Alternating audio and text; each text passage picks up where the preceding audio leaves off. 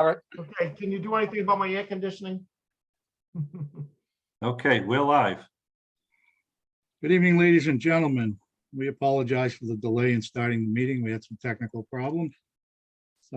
This is the City of Gloucester Zoning Board of Appeals remote Zoom meeting of June 30th, 2022.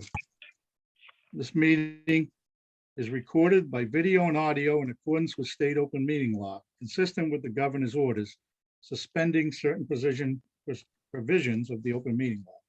This meeting will be conducted by remote participation. All votes taken by the Zoning Board of Appeals during this will be by roll call vote. If you are calling in on a phone, you can press *9 to request to speak when the opportunity for comment comes up. If you are watching on a computer device, there's a raise hand button that you can tap to use.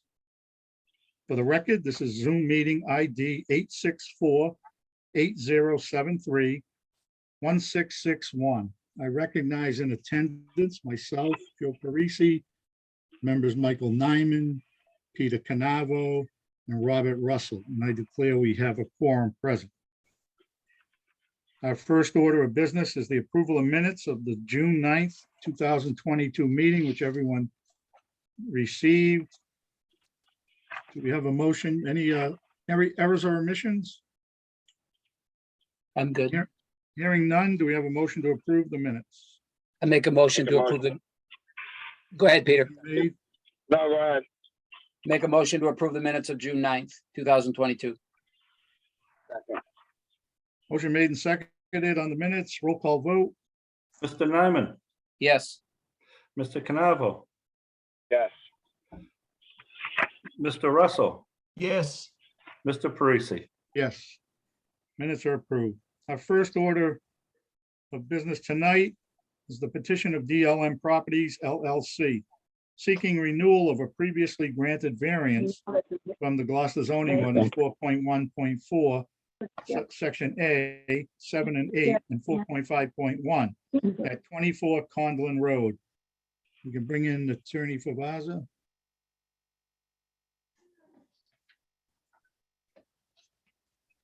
Joe, this is Len Gyllenhaal. Can you hear me? Yes, Len. Glad you could join. I'm on us. the phone. I couldn't get on the computer. I've been trying for half an hour, so I'm here on the phone. Are you able to have your picture on there? Allison, can you bring them in?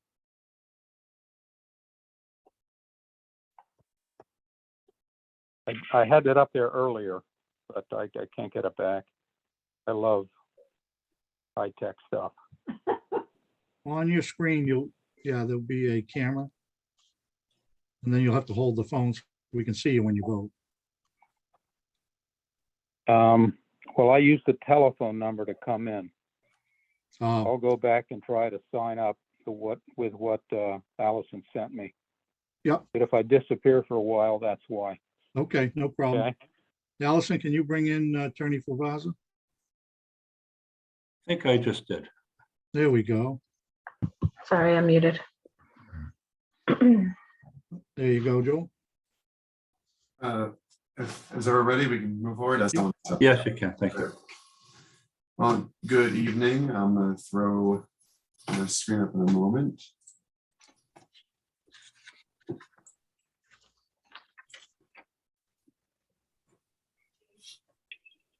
For the record, my name is Joel Favaza. I'm an attorney at Seaside Legal Solutions, 123 Main Street, here in Gloucester. I'm here on behalf of DLM Properties LLC, better known locally as the Hills Transfer Station, and this is for 24 Condlin Road.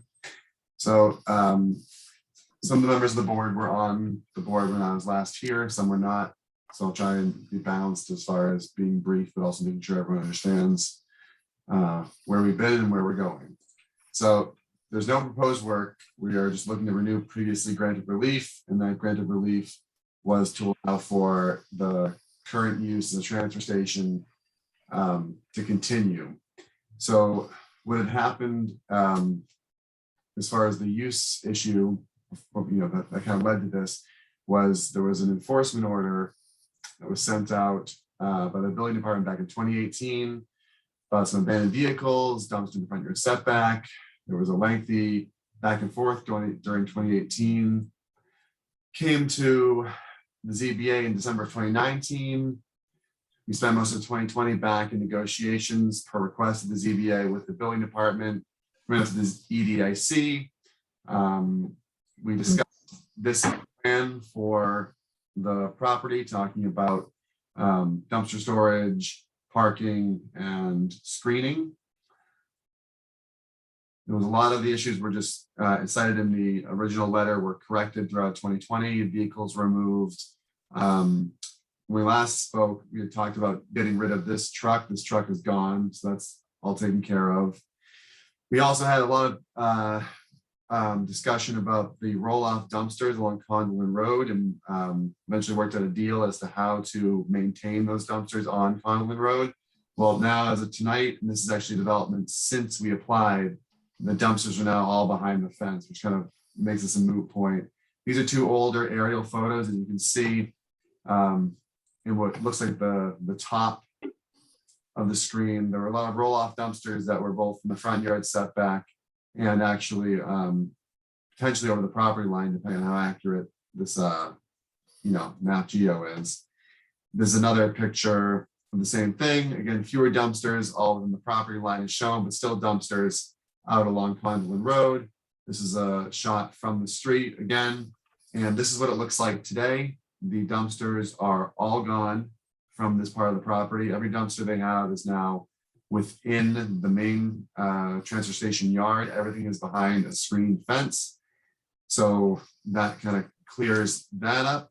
And then there was an existing chain link fence got screened. That was another requirement of the letter. And that's a picture of that fence with the screening in there. And that screening is still there today.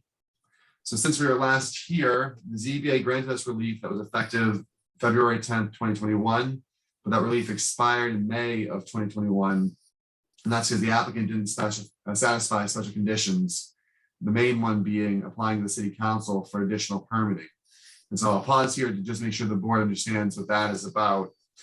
While we were going through this lengthy process of reviewing how we were going to handle the use of the site, it came to the building department's attention that when the previous property owner went to the city council to get a special permit for the use, it was at a time when the previous property owner only owned half as much land as they do currently.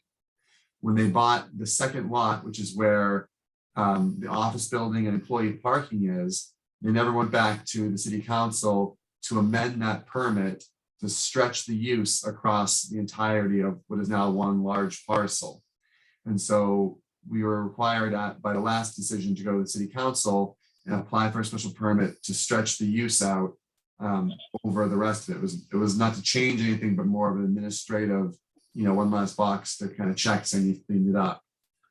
Well, shortly after that happened, there were internal discussions with the owner about the future use of the site and the potential to actually redevelop the site. As we discussed in large part last time, and as we'll touch on tonight, there's a lot of kind of complicated geological, topographical issues with this site as far as ledge outcroppings and some pretty drastic elevation changes.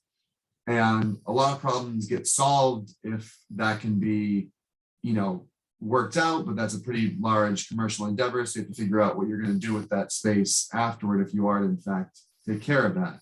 So the applicant began internally thinking about what they're going to do next with the property. And we began reaching out to the previous administration in 2021. We weren't able to get on any schedule with them. The election was coming up, and then there was obviously a change in guard happening. We finally, thanks the Berg administration, we were able to get a meeting with them in April, a meeting with them again in July. And those meetings are all about potential future use of the site. In the meantime, this enforcement order was issued in March saying, hey, you never went to city council, you never finished what you were supposed to do with your 2021 ZBA permit.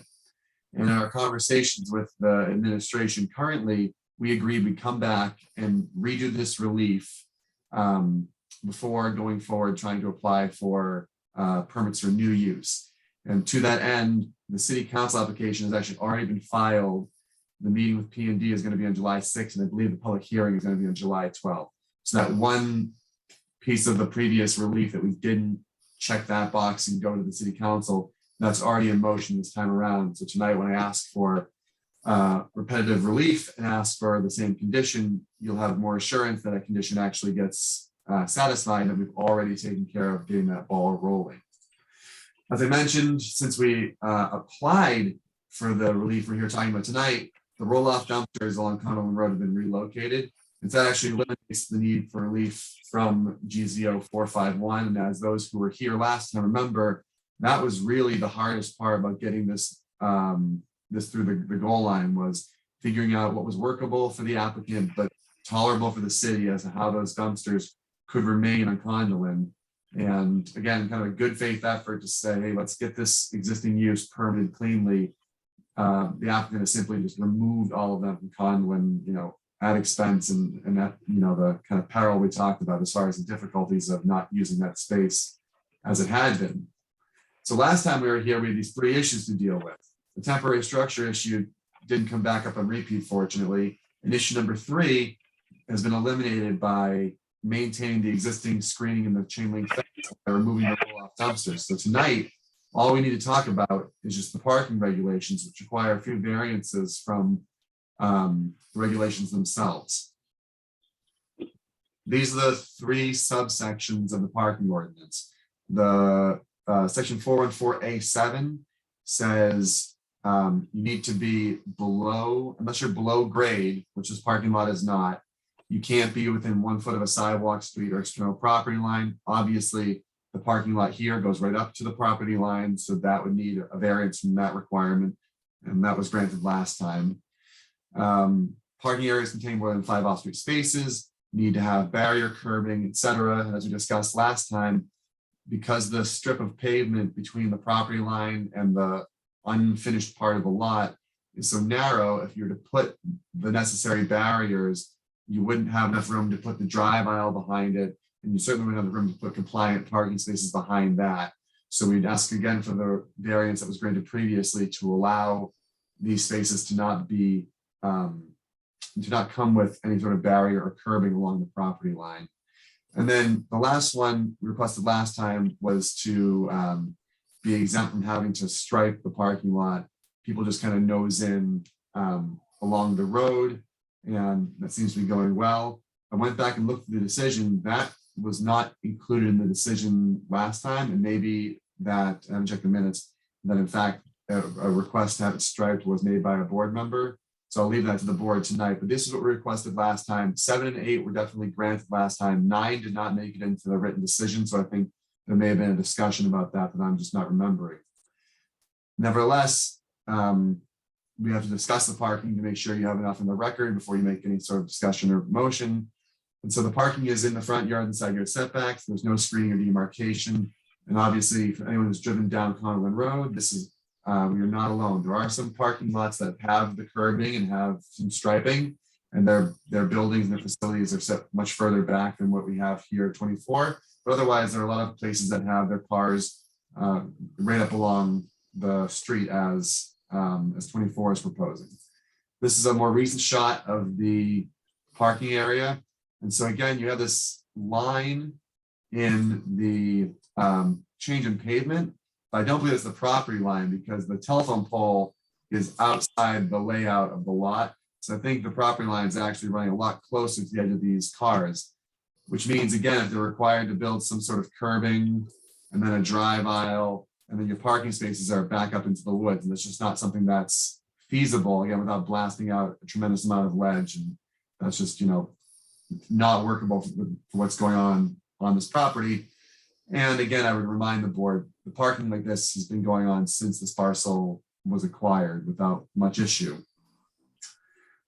So for reference, again, this is the section that we'd be looking for relief from. It's 414A, 7, 8, and 9. And that would be to allow parking area to remain as is, basically. So the standard, this is of course the variance standard. If we go through it, if we require strict compliance of a hardship, again, you can't navigate the parking spaces behind the screening. This hardship is directly stemming from a unique topographical challenge. Again, there is between 65 and 90 feet of elevation change, right? I'm sorry, the front of the elevation is 65, the back is 90, so it's like 25 feet of elevation change across the site. So it's not like just taking out a few boulders. This is 25 feet of ledge, vertical feet of ledge to remove to get enough space. And then while granting the relief harm the public good, I would argue, as I did previously, and I argue again, that this kind of allows this property to follow the model that's set by others in the park. It's also the model that's been used on site for decades. So again, I believe the standard for the variance from these three parking requirements, 7, 8, and 9 under 414A have been met.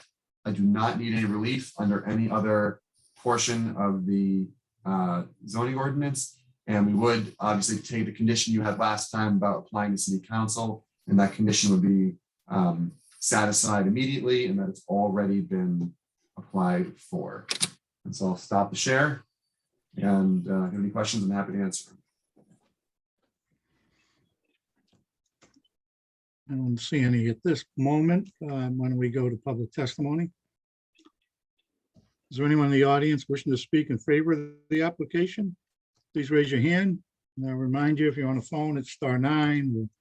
On a device, raise your hand button. Anyone wishing to speak in favor? See none. Anyone wishing to speak in opposition to the application? Anyone in opposition? Seeing none, there'll be no need for rebuttal. Discussion by the board.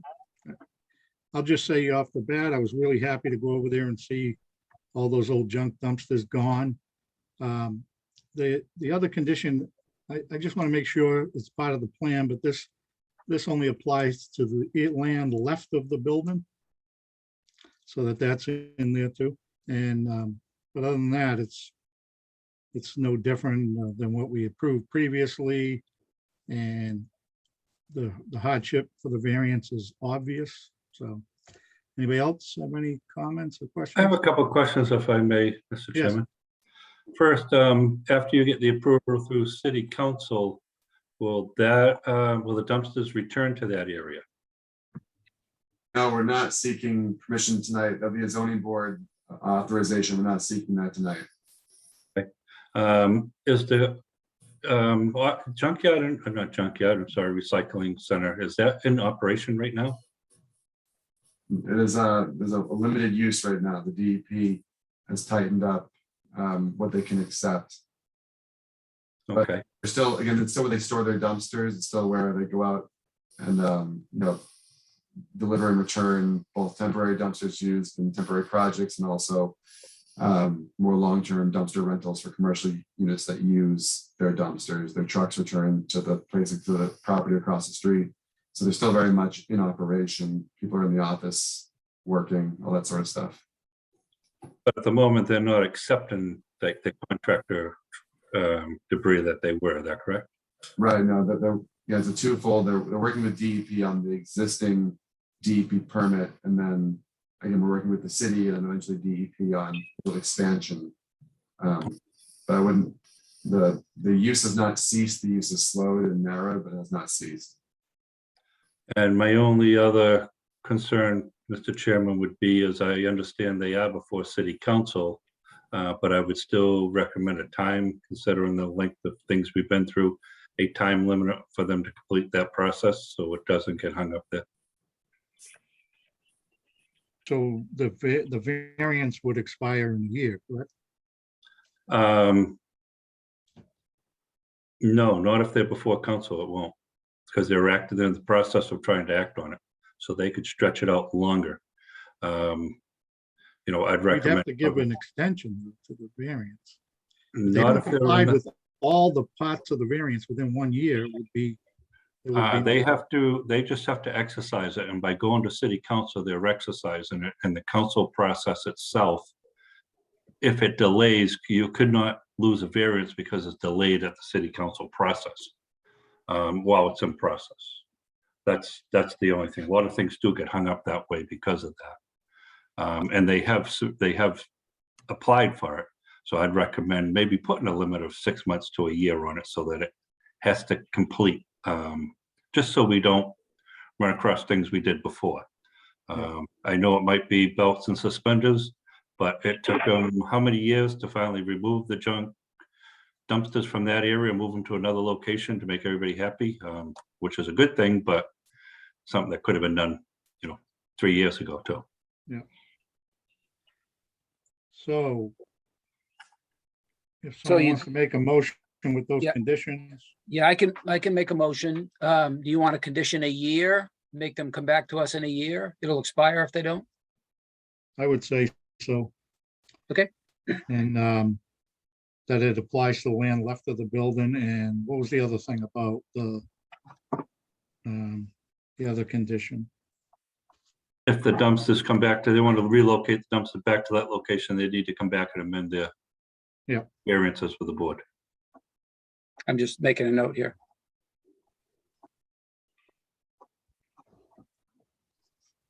Okay, petition of DLM Properties LLC seeking renewal of previously granted variances from GZO 4.1.4A, 7, 8, and are we including 9?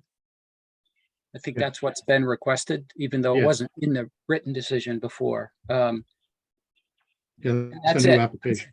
Yep, and not 4.5.1, correct, Joel? Yes, okay. Correct. Yeah, so I move approval of the renewal of the previously granted variances for 4.1.4A, 7 through 9, with the conditions that this variance will expire in 1 year, unless somebody comes back and seeks, but it'll expire in a year. We'll just leave it at that. And no relocation of dumpsters to the front yard as it was before. And this only applies to the left-hand side of the lot. Mr. Chair. Yes, Expire in 1 year if city council has not completed. If we go through city council successfully, we would expect the permit to be perpetual. Yes, Yeah. because going to the council was a condition, or should be a condition. Right? Right, and it's a condition, it's the council that we worry about, that it doesn't get delayed. Once it's through that process, we don't care. So the wording should just be clear that what we're talking about, it doesn't delay at city council. So thank you. so anyway, I move approval. Motion made. Seconded, Peter? Roll call vote. Peter, Mr. Canavo, Yes. With the conditions. Mr. Gyllenhaal. No, he's not on. You have to Oh, read I thought he Russell. was, he left again? Okay, Well, we don't have him on visual. okay, sorry. Mr. Russell, Yes. Mr. Nyman, Yes, with the conditions. and Mr. Parisi. I also vote yes for the variances. You've heard our decisions favorable. We'd appreciate a draft in 30 days. Good, thank you. Down on drafts because they carry out past deadlines and we get in trouble. So, Understood. We'll turn this one right over. Thank you. and Mr. Sambo, and you sign those plans and stamp them on my behalf. Yes, I will, sir. Thank you. Okay, next hearing is the petition of Daniel G. Dunnigan, seeking a special permit under section 2.4.3 to allow to alter and expand a non-conforming structure to enable petitioner to demolish existing structure and reconstruct a new building at 123 Leonard Street. Attorney Ellison, I believe, is representative. We could bring her in. Mr. Chairman, Yes. Mr. Gyllenhaal is raising his hand. You what? Mr. Gyllenhaal is raising his hand. Okay, let's hear what he's up. We weren't able to bring him in. Yes, ma'am. I just unmuted. Did that help? Well, we can hear you, but are you able to be visual? I can see you folks, but you can't see me. All right. So that's going to be a problem. To vote, we have to be visible on the screen. Well, I'll just listen and participate without voting if you have enough people. Okay, I want to talk Thank- about the popcorn place. That's later. yeah. Okay, Attorney Ellison's in. Thank you, Mr. Chairman. For the record, Deborah Ellison, Ellison Law Office, 63 Middle Street, Gloucester.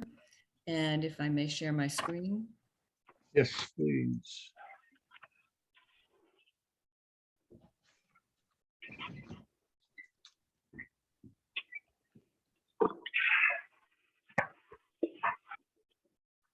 And is that visible? Yes, Okay, very good. Thank you. So the applicant is Daniel Donegan, and the architect for the firm is Heisel Flynn Architects, and Dave Orndorff is here in case we have any questions for them. The surveyor is Hancock Associates, and the property is located at 123 Leonard Street. The applicant is requesting a special permit under zoning ordinance 1.9 and 2.4.3 for the demolition, reconstruction, and alteration of a pre-existing non-conforming structure on a non-conforming lot. And a written determination under zoning ordinance 2.4.5 that the new structure will not be substantially more detrimental to the neighborhood, and no other relief is requested. The applicant is seeking to demolish a single-family home and replace it with a single-family home in a slightly different footprint. You can see the gray area is the existing home and the red area is the new home. It is on a non-conforming structure on a non-conforming lot. The new house will be slightly larger. The current home is 1,600 square feet, and a complete replacement is required in order to serve the needs of the family. The new home will be approximately 2,500 square feet, which is a modest size by today's standards. There will be a partial second floor and a garage also, which this current home does not have a garage. The property is in the R20 zone and requires 20,000 square feet. It has 17,452 square feet, and it meets the front and the rear and the left side setbacks currently, and they will remain compliant. It is the right side that is the issue, and that will become more compliant. The right side is currently 10 feet, 11 inches, and it will be improved to 16 feet, 7 inches. The lot width is also becoming less compliant. Here with the new home, with the old home, it was 93 feet. The new home is moved further towards the street, and so it will be 83 feet for lot width. However, the home is still almost 75 feet away from Leonard Street. The height will increase, but it will remain compliant at 24 feet, 7 inches. The home is a contemporary home in design. And so that's the front elevation, the rear elevation. You can see the second floor is only partially part of the property. It's in the middle. The two wings will be single story. And you can see here that the gray area is the current encroachment and the red area is the new encroachments. Currently, it encroaches 320 square feet. The new encroachment will be 72 square feet. The applicant has spoken to his neighbors at 121, 127, 128, 129, and 117 Leonard Street, and they are all in support of this project. The special permit should be granted because the new home is not going to be substantially more detrimental than the existing home, and there'll be no new nonconformities created. The right side setback is improved by approximately 6 feet and reduces down to 72 square feet. It only slightly increases the nonconformity for lot width, and it moves the driveway, and I'll show you that. I neglected to. The driveway currently runs along the left side, and now it's going to be moved significantly away from the abutting property owner, which of course is a benefit. It also brings the structure updates and improvements. The building was constructed prior to zoning, and those improvements are necessary. Also, under 2.4.5, I would suggest that you can find that this house is not substantially more detrimental to the neighborhood than the existing home, which is the same standards that we just discussed above. And in addition, the Donegans will adhere to the rules in 2.4.5. They will have both demolition and plans approved by the ZBA before they will demolish the existing structure. They will construct the new home expeditiously following the demolition, and those portions of the home that do not comply with the ordinance will be approved by the ZBA before they begin their construction. I'm happy to answer any questions, and as I said, the architects are also available to do so. Chairman, may I ask a question, please? Yes, I should know the answer to this question, but unfortunately, right now I don't. Of recent zoning changes, which some were passed, one of them was lot width. Do we know if that lot width was changed? I did not see it when I filed the application, but it's possible that it slipped in afterwards. I'm not sure. I can't Yeah, answer see, I that don't question. remember, and that would make a difference in this hearing right now if we knew that. I don't have a way to find out right now. And how although- would that affect it? Because you had 82 feet of lot width. or- 83 feet. So the lot width, the change, the proposed change was to make the lot width equal to the lot frontage in a parallel line, Mhm. which in this case, you'd be in compliance. but it would still be non-conforming. Still So non-conforming, only but a she wouldn't, special permit. right, she wouldn't be looking for the variance for the lot width, which if the board found it was less non-conforming than previous, she wouldn't need a, the board can make no further decision. We're not looking for a There's no- variance yeah. because it's already non-conforming, so we're only looking for a special permit. So I guess the only harm would be that there would be a grant of a special permit that we didn't need. Okay, so it's all, the lot width is, I thought that when we talked, the lot width was conforming because No, that's that jog. it's only 93 feet now, which is less than 100 feet. Okay, then you're right, it won't matter in this case. Okay, thank you. Thank you. Any questions at this time by the board? So I just want to be clear, if I'm gonna make a motion or, second a motion on what's being asked. So special permit 2.4.3 as well as 2.4.5, is that's all that's being asked for? 2.4.3 is a special permit. 2.4.5 is merely a written determination by the board. That is Okay. not more detrimental. It's not a special permit, but Okay. correct, that is all Yep. we're, So being conditioned by 2.4.5, basically. correct, And that will take care of the lot width issue as well. correct. Okay, Yeah. yep. Okay, well, before we take public testimony, I just, out of respect to a citizen, we did receive a letter discussing the historical issues of the home. Not that any of that would affect anything with our decision, but the person's in the hospital and they wrote this letter. Everyone got it in their packet, so I'm not going to read it. And it was available on the drive for the public to see. This does not apply, even if this was in the historic district, which it's not. The demolition delay situation would still allow it to come down, so I just wanted to mention out of fairness to her. Put that aside and we'll move to public testimony. Is there anyone in the audience wishing to speak in favor of the application? Please raise your hand. Anyone in favor?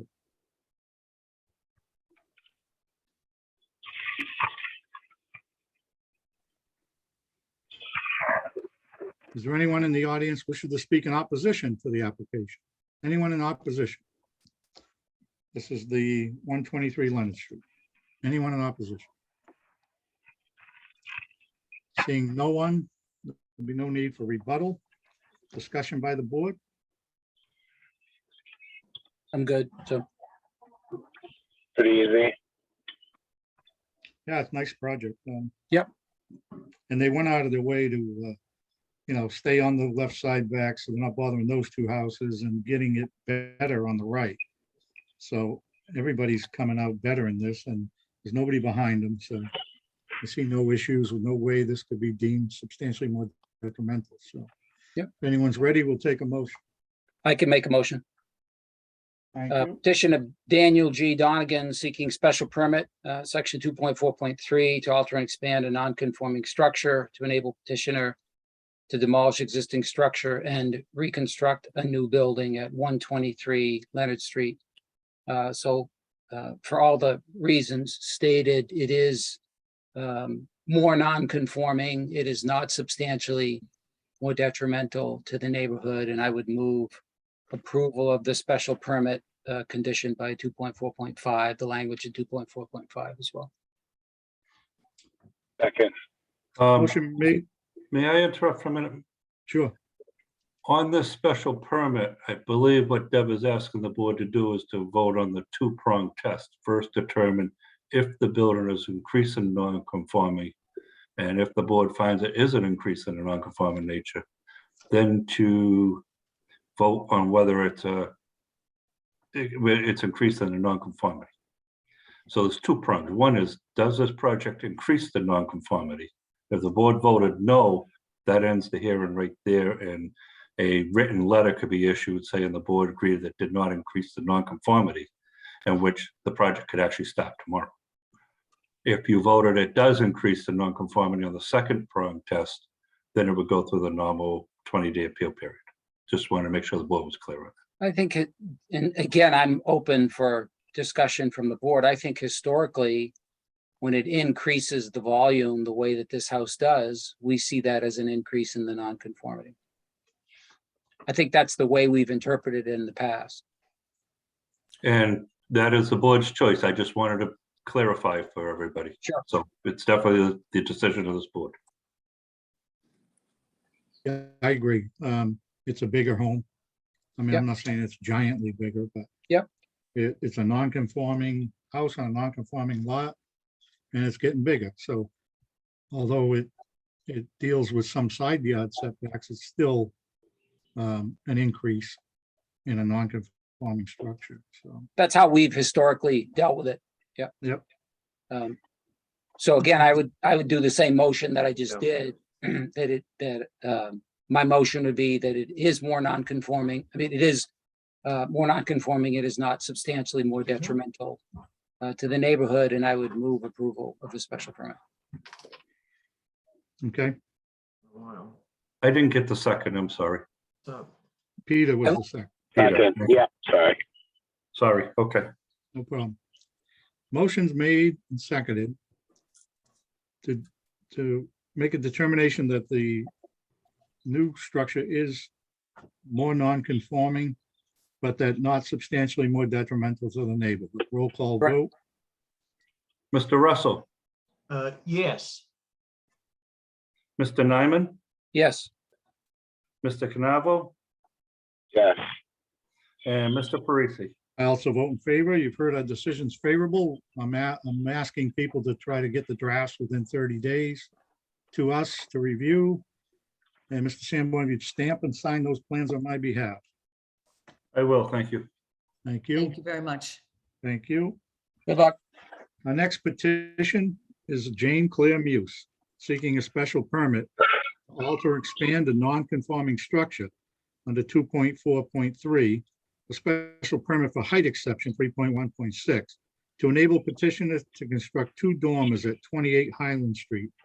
I believe Horace Turner is representing. We can bring him in. Raise your hand. There we go.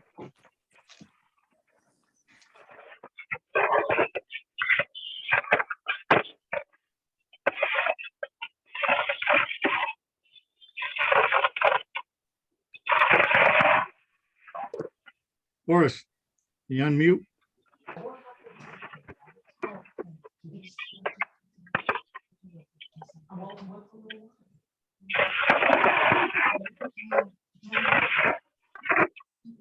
How about that? There you go. Can you hear me? Okay. I'm Horace Turner at 523 Essex Ave, Gloucester, Massachusetts. I'm here representing Jane Muse. She's seeking a special permit to erect two dormers. The house is actually located on, it's a corner lot. It's located on High Street and on Highland Court. The Highland Street side, on the left-hand side, at the third floor level, is planning to erect a shed dormer the full length. On the right-hand side, they're planning to replace a skylight on the rear of the house with an A-frame dormer.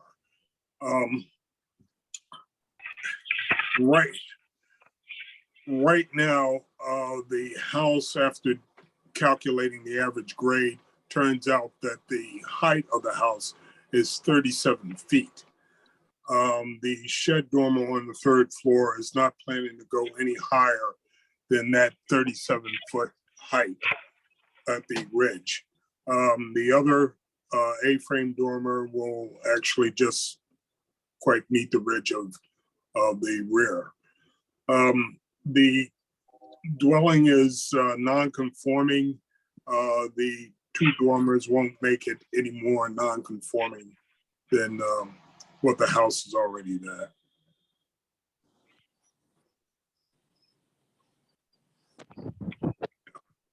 Okay, and any questions at this point on the presentation?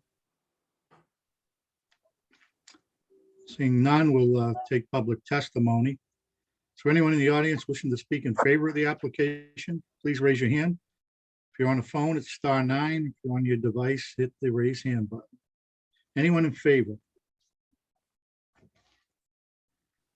Seeing none, is there anyone in opposition to the application?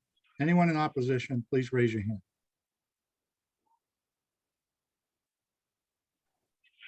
Seeing none. Discussion by the board. So they're not creating any newer height, they're just putting that dormer on and it's gonna stay consistent with the height that it currently is. Yeah, That's the correct. ridge is not getting any higher. Right, correct. It's what, 37 feet? Yes, So that wouldn't have to go before city council? it's an it's existing above. condition. Yeah, but now you're creating a new one, right? Or not? Not. We're actually matching that condition that's already non-conforming. What we're doing, we're approving what's there now so that he can proceed with the alteration and expansion. Yeah. If I read that right. I just didn't know because if it was over 35 feet, that's all. I mean, for me, it doesn't matter. I just want to make sure he was going the right way about it and he didn't have to retrace a step afterwards. I don't know. Bill, do you have a thought on that? Yeah, I wasn't aware it was 37 feet. I think there's two avenues the board could go in this case.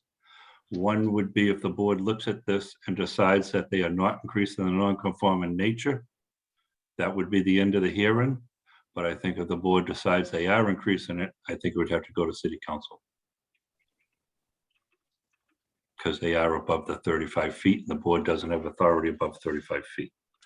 But if the board decided that it was not an increase of non-conforming, it did not increase the non-conforming nature of the building, that would be the end of it. And there are some cases out that deal with dormers and deal with this exact situation that would definitely allow the board to make that decision. So is the argument that the square footage already exists, Bill? Is that the argument, that it's not increasing the nonconformity? Right, right. Because the nonconformity of the setbacks is not changing. The But you also, nonconformity of the height is pre-existing way before zoning. and course. that's what the board That's would look correct. at. That's That's what the board correct. would look at, exactly. Your board would look to say, we're not going any higher than the existing building. And the dormers are not out of nature of the neighborhood, if it's not increasing the nonconformity of the building. And that can be it. So Bill, if this was a conforming, so let's go back to something that you could do with a building permit. You can't necessarily here unless we grant the permission like we're talking about. But if this was a conforming lot with a conforming house, 37 feet tall, and somebody wanted to put a dormer, a dustpan shed dormer like's being proposed, exactly the same situation, could you grant them a building permit? With court cases that are out there, yes, I could.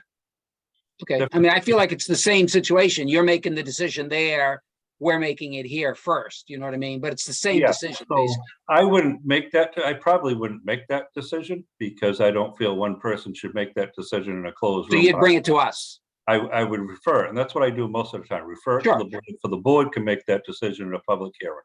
And I Yeah. believe that's where it belongs, but Yeah. technically, I think I could make that decision. I Yeah. think I could probably make this decision, but I wouldn't.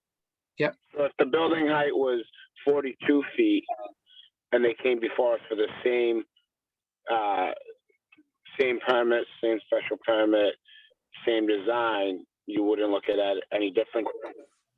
Only because it's already pre-existing non-conformity, it's not increasing the non-conformity?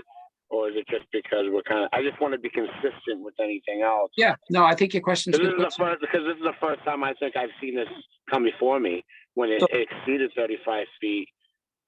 And they're asking for us to approve it, when I always thought anything above 35 feet would go before council. But I'm okay with it either way. I just want to, for my own sake, so I understand on the So- next one, if it was, I think, yeah. yeah, So- I think he would refer it to us and we're gonna make a superseding decision that it doesn't Okay. increase the nonconformity.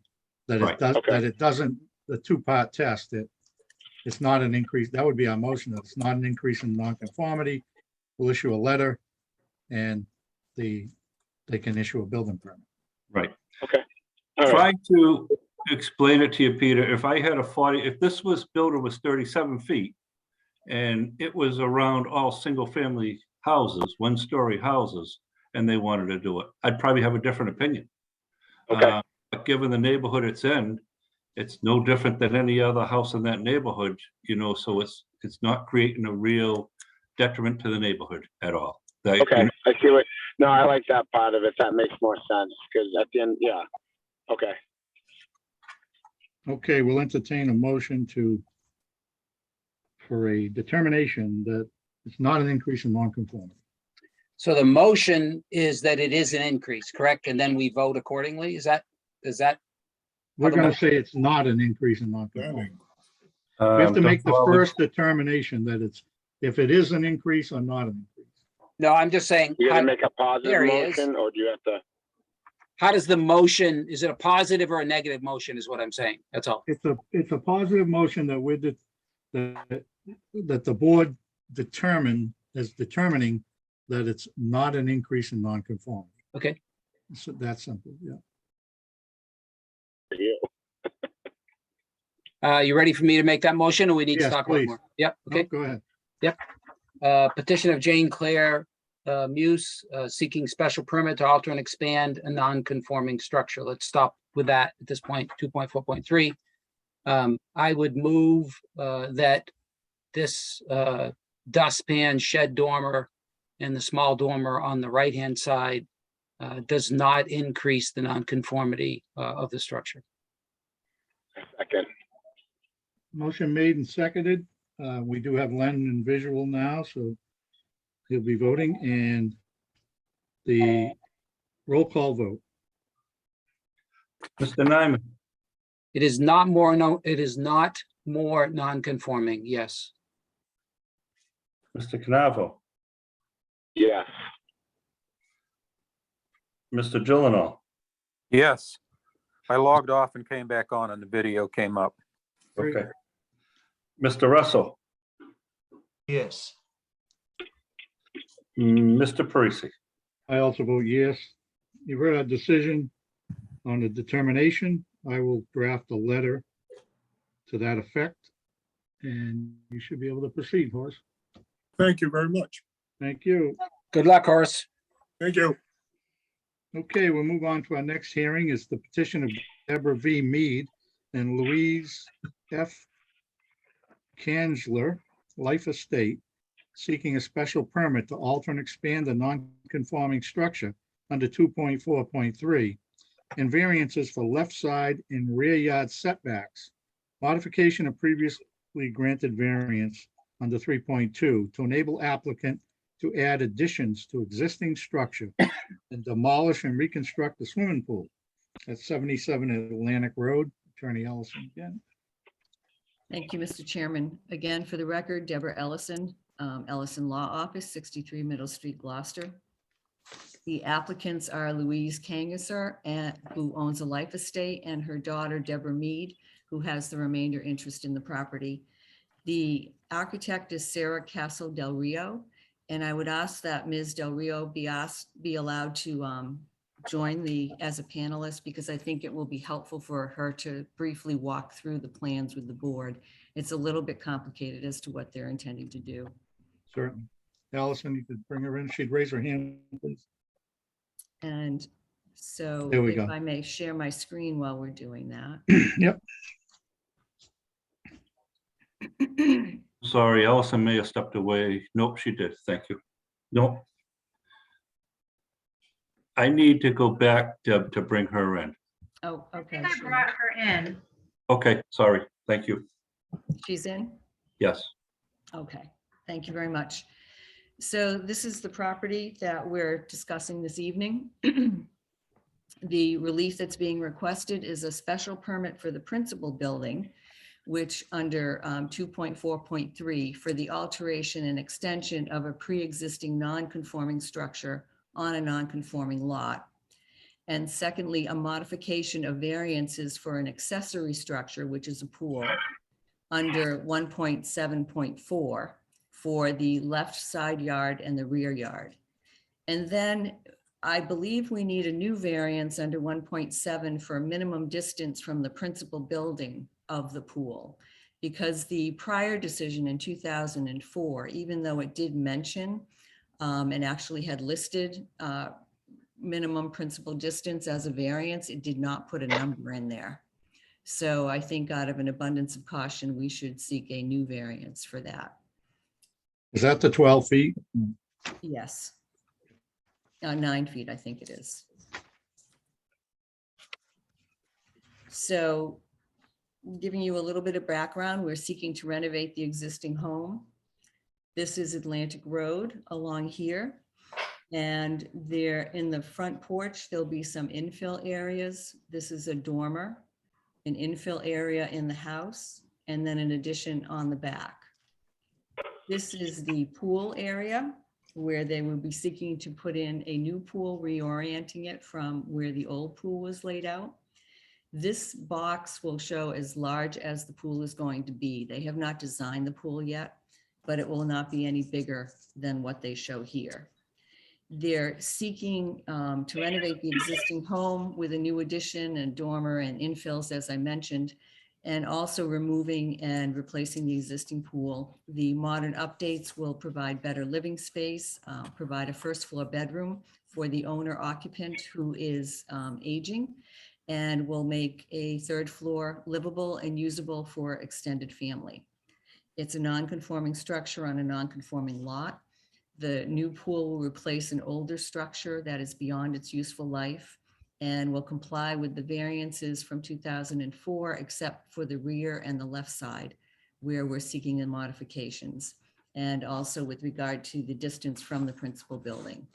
And the new pool will be farther away from the principal building than the existing pool currently is. The property is in the R20 zone, which requires 20,000 square feet. This property only has 5,334 square feet. And as I said, the only change to the existing nonconformities are the left side. And left side is now 1 foot setback. And because they're adding stairs, it'll now be 1 inch. The lot coverage is 39%, and it will increase to 48%. And all the other existing nonconformities will remain the same with regard to the principal building. With regard to the accessory structure, the pool, the right side will remain the same at the 9-foot variance. The left side variance, it was granted at 10 feet. It will now be 8 feet. And the rear, which was granted at 6 feet, will now be 5 feet. And the minimum distance from the structure will require a variance of 9 feet. It will be 11 feet in distance. And what I'd like to do now is ask the architect to just go through the floor plans with you. Hi, yes, I'm Sarah, Castle Del Rio Architects. If you look on the right, what we're doing is that middle area is an existing porch.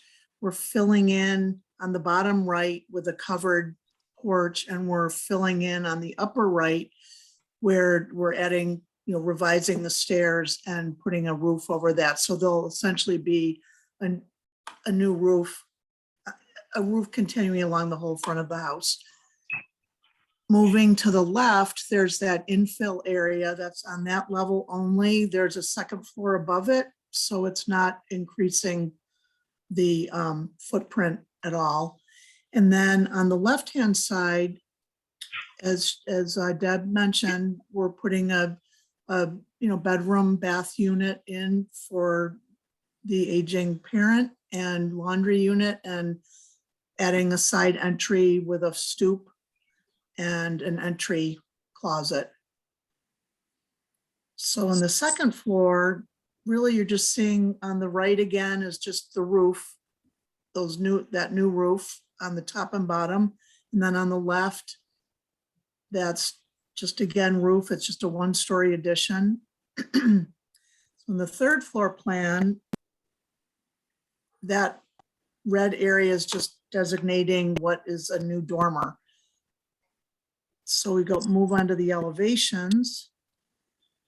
So in the south elevation, to the right is that new porch where we filled in the sort of the tooth of the porch. The dormer you can see is conforming to the existing building height, which is at 32.5 feet. So it's above the 30 feet, but it's not going any higher than the existing height. And that's creating some more living space and highlighting the stairway on that third floor. And then on the left, you'll see the entryway and the bedroom, that one-story addition. On the north elevation, there's the existing dormer, so we're not doing anything there. On the right-hand side is the one-story addition. In the middle is that infill, as you can see. Yep, that's the porch, and then that's the infill. There was already, house above it, so it's just filling that little area in. And then on the east and west elevations on the next page, this is the front of the house, as you saw from the photo on the left, filling in that porch area, and then dormer on the upper left.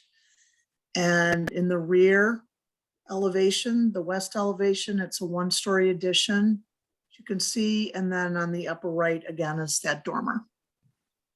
So thank you. Thank you very much.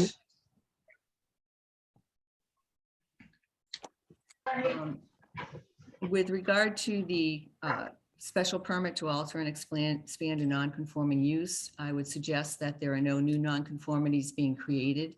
The left side yard non-conformity is being slightly reduced to 1 inch. The lot coverage is being increased, and it slightly extends the rear of the house to allow for the first floor bedroom, but that is all within the setback. The third floor dormer does not change the existing non-conforming height, as Ms. Castle Del Rio said, and it brings substantial improvement by allowing the space to contain a bedroom, a full bathroom, and an office and a workout area. And without the dormer, the third floor has slanted ceilings and not much living space. The project's modest in size. It does create additional and necessary living space, and it's in keeping with this residential area. And for all these reasons, I would suggest that it's not more detrimental to the neighborhood. With regard to the variance modification, the pool is being reoriented, causing the need for the modification to previously granted variances. It's past its useful life, and in order to improve the pool to allow it to be adequately used as a recreational use, it needs to be moved away from the addition that's being added. And I would suggest that that constitutes good cause to support the modifications. With regard to the distance from the principal structure, the lot is a very odd shape, as we saw. It's very narrow, and then it tilts as it gets to the back.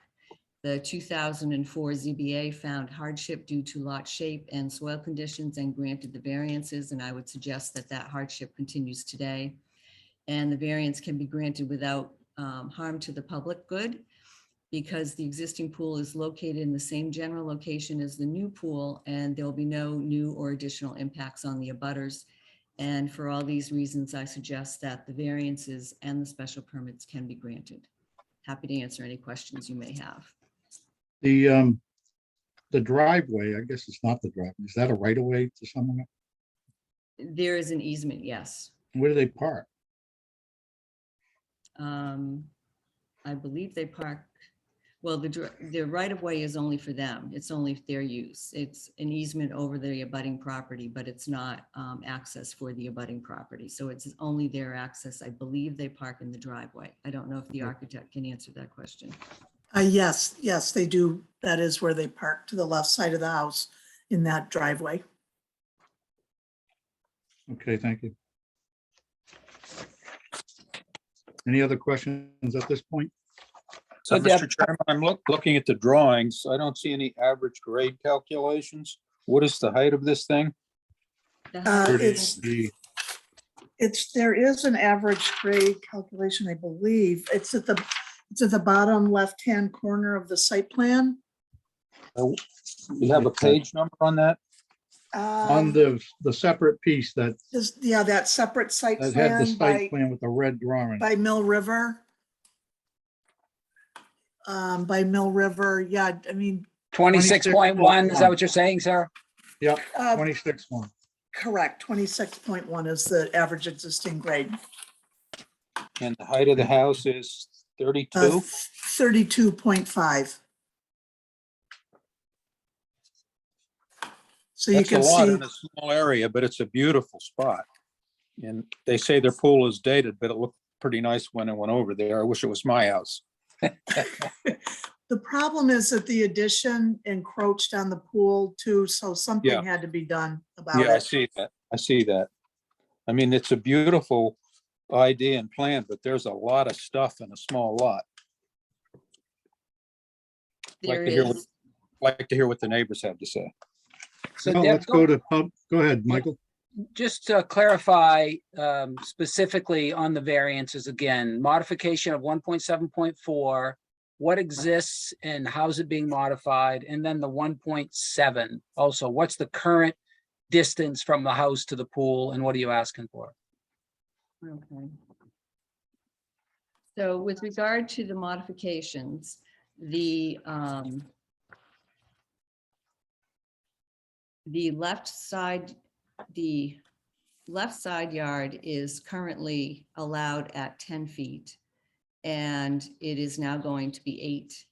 And the rear yard is allowed by variance at 6 feet, and it's now going to be 5. With regard to the distance, it is, I do not know what the current distance is. The proposed distance is 11 feet, and it will be a new variance request of 9 feet. So it's Good. currently 11 and it needs to be 20, is that the idea? Correct, correct.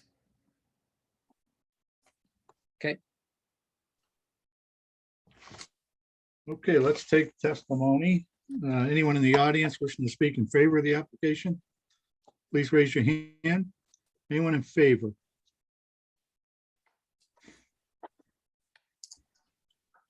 Seeing none, is there anyone in opposition to the proposal?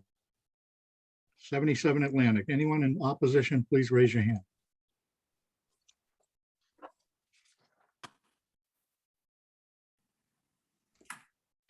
Seeing none, there'll be no need for rebuttal. Discussion by the board. I would say that they've done their homework if there's no opposition. I have a question if I may, Mr. Chairman. Sure. The driveway, is that a deeded easement or how does that work? I guess my real concern is when you come out that side door, step down, you are forced to step over the property line. It is a deeded easement. So there is a deed. I just want to make sure they're not trespassing when they do that. No, there is a deeded easement. Okay.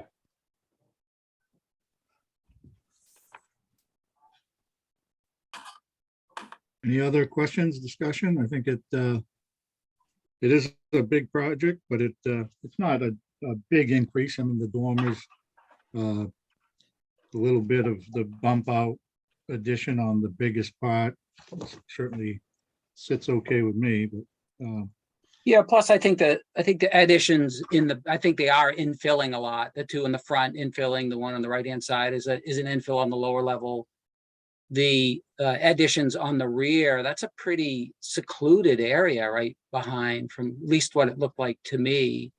And along the left side is very open where the dormer is. It's very open looking out across the road and out to the ocean and stuff like that. So it's not that dormer. If there was a house right there 5 feet away with that dormer on the left-hand side, that might be a different story. So, yeah, I think it looks like a fabulous project. Okay. Hearing no other, we'll entertain a motion on the application. Yeah, so I'll make a motion. I might need a little help, but if I'm missing anything, then help me out. Petition of Deborah V. Mead and Louise F. Kangser.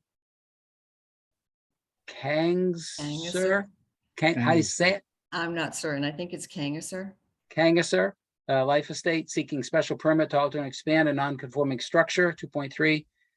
Variances for left side and rear yard setbacks, which is a modification of a previously granted variance to enable petition applicant to add additions to the existing structure and demolish and reconstruct swimming pool. I believe we need to add a variance also. Distance between the principal structure and the pool, correct? Correct. Which would be 1.7, I believe you said. Correct. So I would move approval of the special permit. It is increasing the nonconformity. It is not substantially more detrimental to the neighborhood.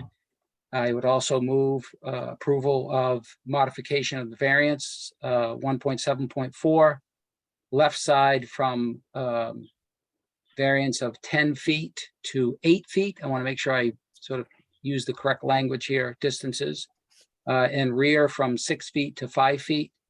Correct. That I would also move approval of the variance for 1.7 for distance from the principal building to the pool.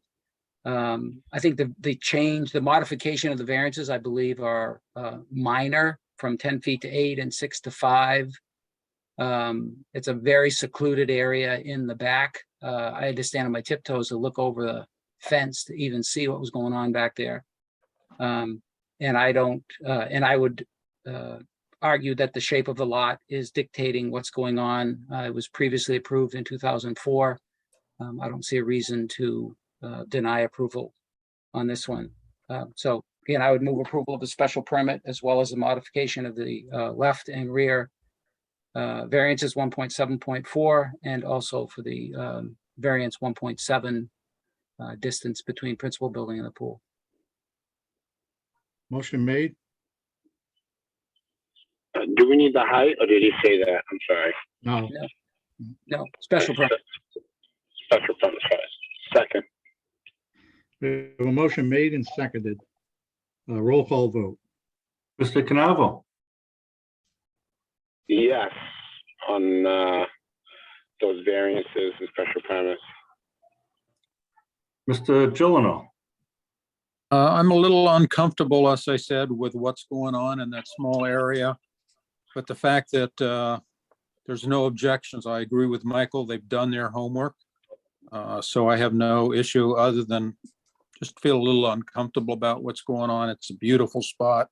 But I would vote yes on both for all the requests. Mr. Russell, Yes. Mr. Nyman, Yes, I would vote yes for the special permit and yes for the 2 modifications on the variances and yes for the new variance 1.7. and Mr. Parisi. I also vote yes on all those based on the discussion made. You've heard our decision is favorable. We appreciate a draft. And Mr. Sanborn, if you'd stamp and sign those plans on my behalf. I'll do so. Thank you very Thank much, you. everyone. Thank you very much. Our next petition is Melvin and Maureen Hidalgo seeking a special permit for home occupation under permit 5.3 to enable petitioner to sell popcorn from their property at 396 Essex Avenue. I believe they're representing themselves. If you could raise your hand, we'll bring you in. I already brought them in. You got them, okay, great. They do need to unmute.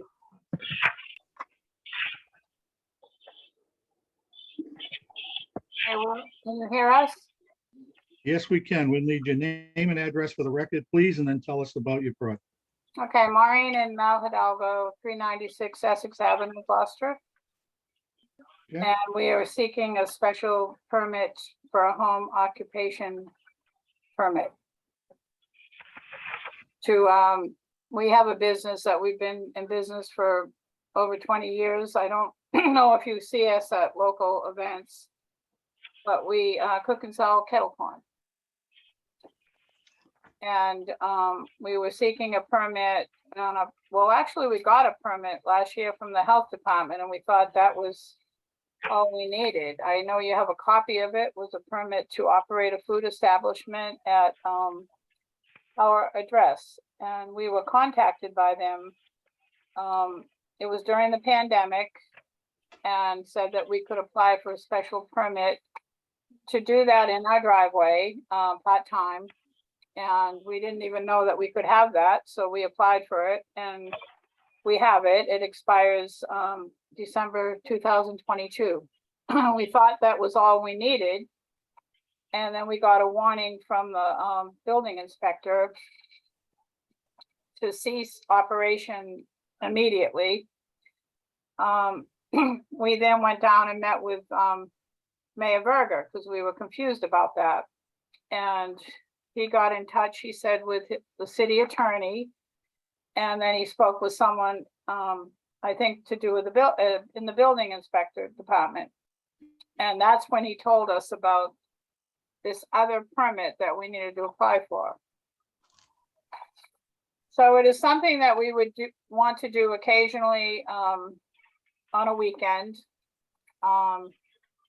part-time. We did send in a lot of information to all of you, the things that we have taken care of, and the safe parking, all the things we think that we needed to be able to apply for this. Okay. All right, let's figure this one out. Mr. Chairman, Yes, might be a good opportunity to tell you, when she mentioned she got a permit from the health department, she did. And she explained that to me, and I went down to the health and talked to them. And they agreed, they gave her a permit, but it wasn't to operate. But it was also from somebody who was fairly new at his job at the time, and he may miscommunicated. They may have misunderstood what he said. He was saying this permit would allow them to do it for health department regulations, but he wasn't telling them they could do it for zoning. So they were kind of misled on the process. Believe they could be operating. I just want to make sure everybody's aware. yeah, no, I mean, obviously, the health department doesn't issue special permits, so. Right, I didn't mean to interrupt, but I had also spoken to Rosalina Castro. I know she's not with the health department any longer, but I had talked to her. I just happened to bump into her downtown, and I told her about the permit we got, and she thought that was great. And she said, "That's wonderful. Now you can cook and sell in your driveway."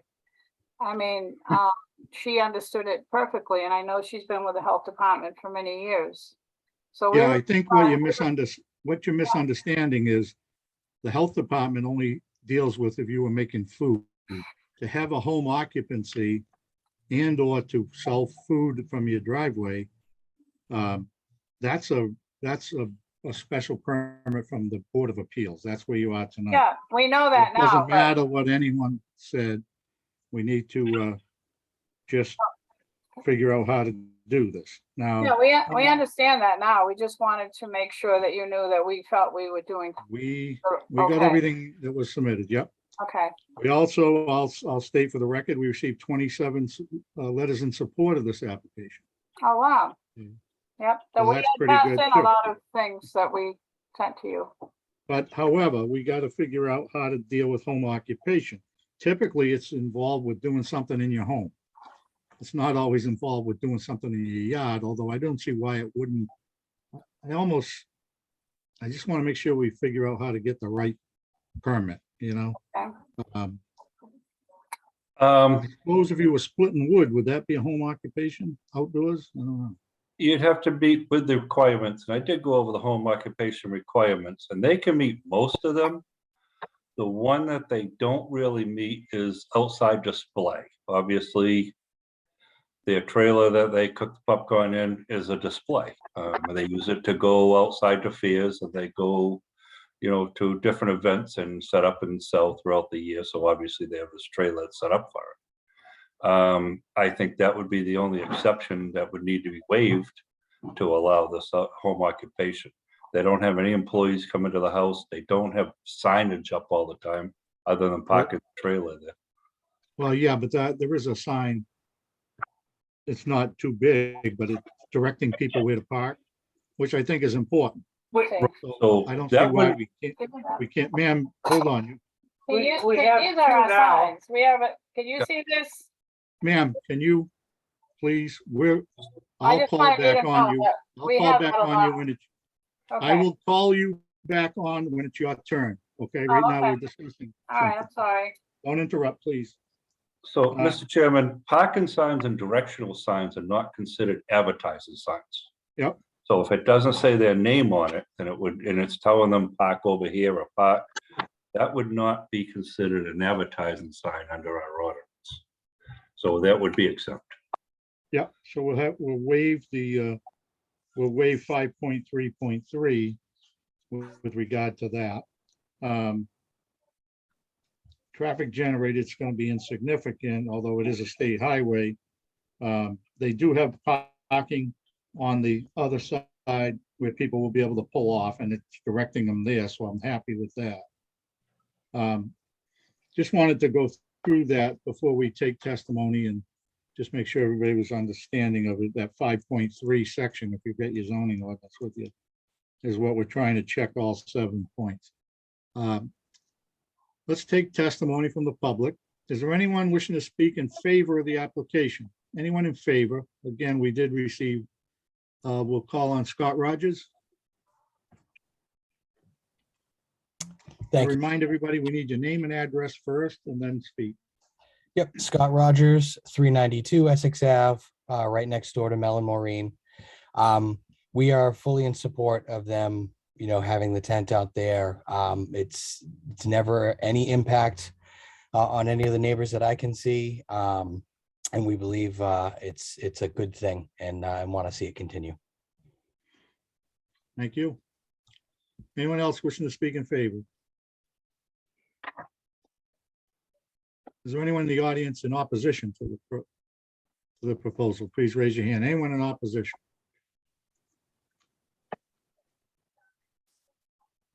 Seeing none, discussion by the board? Or motion?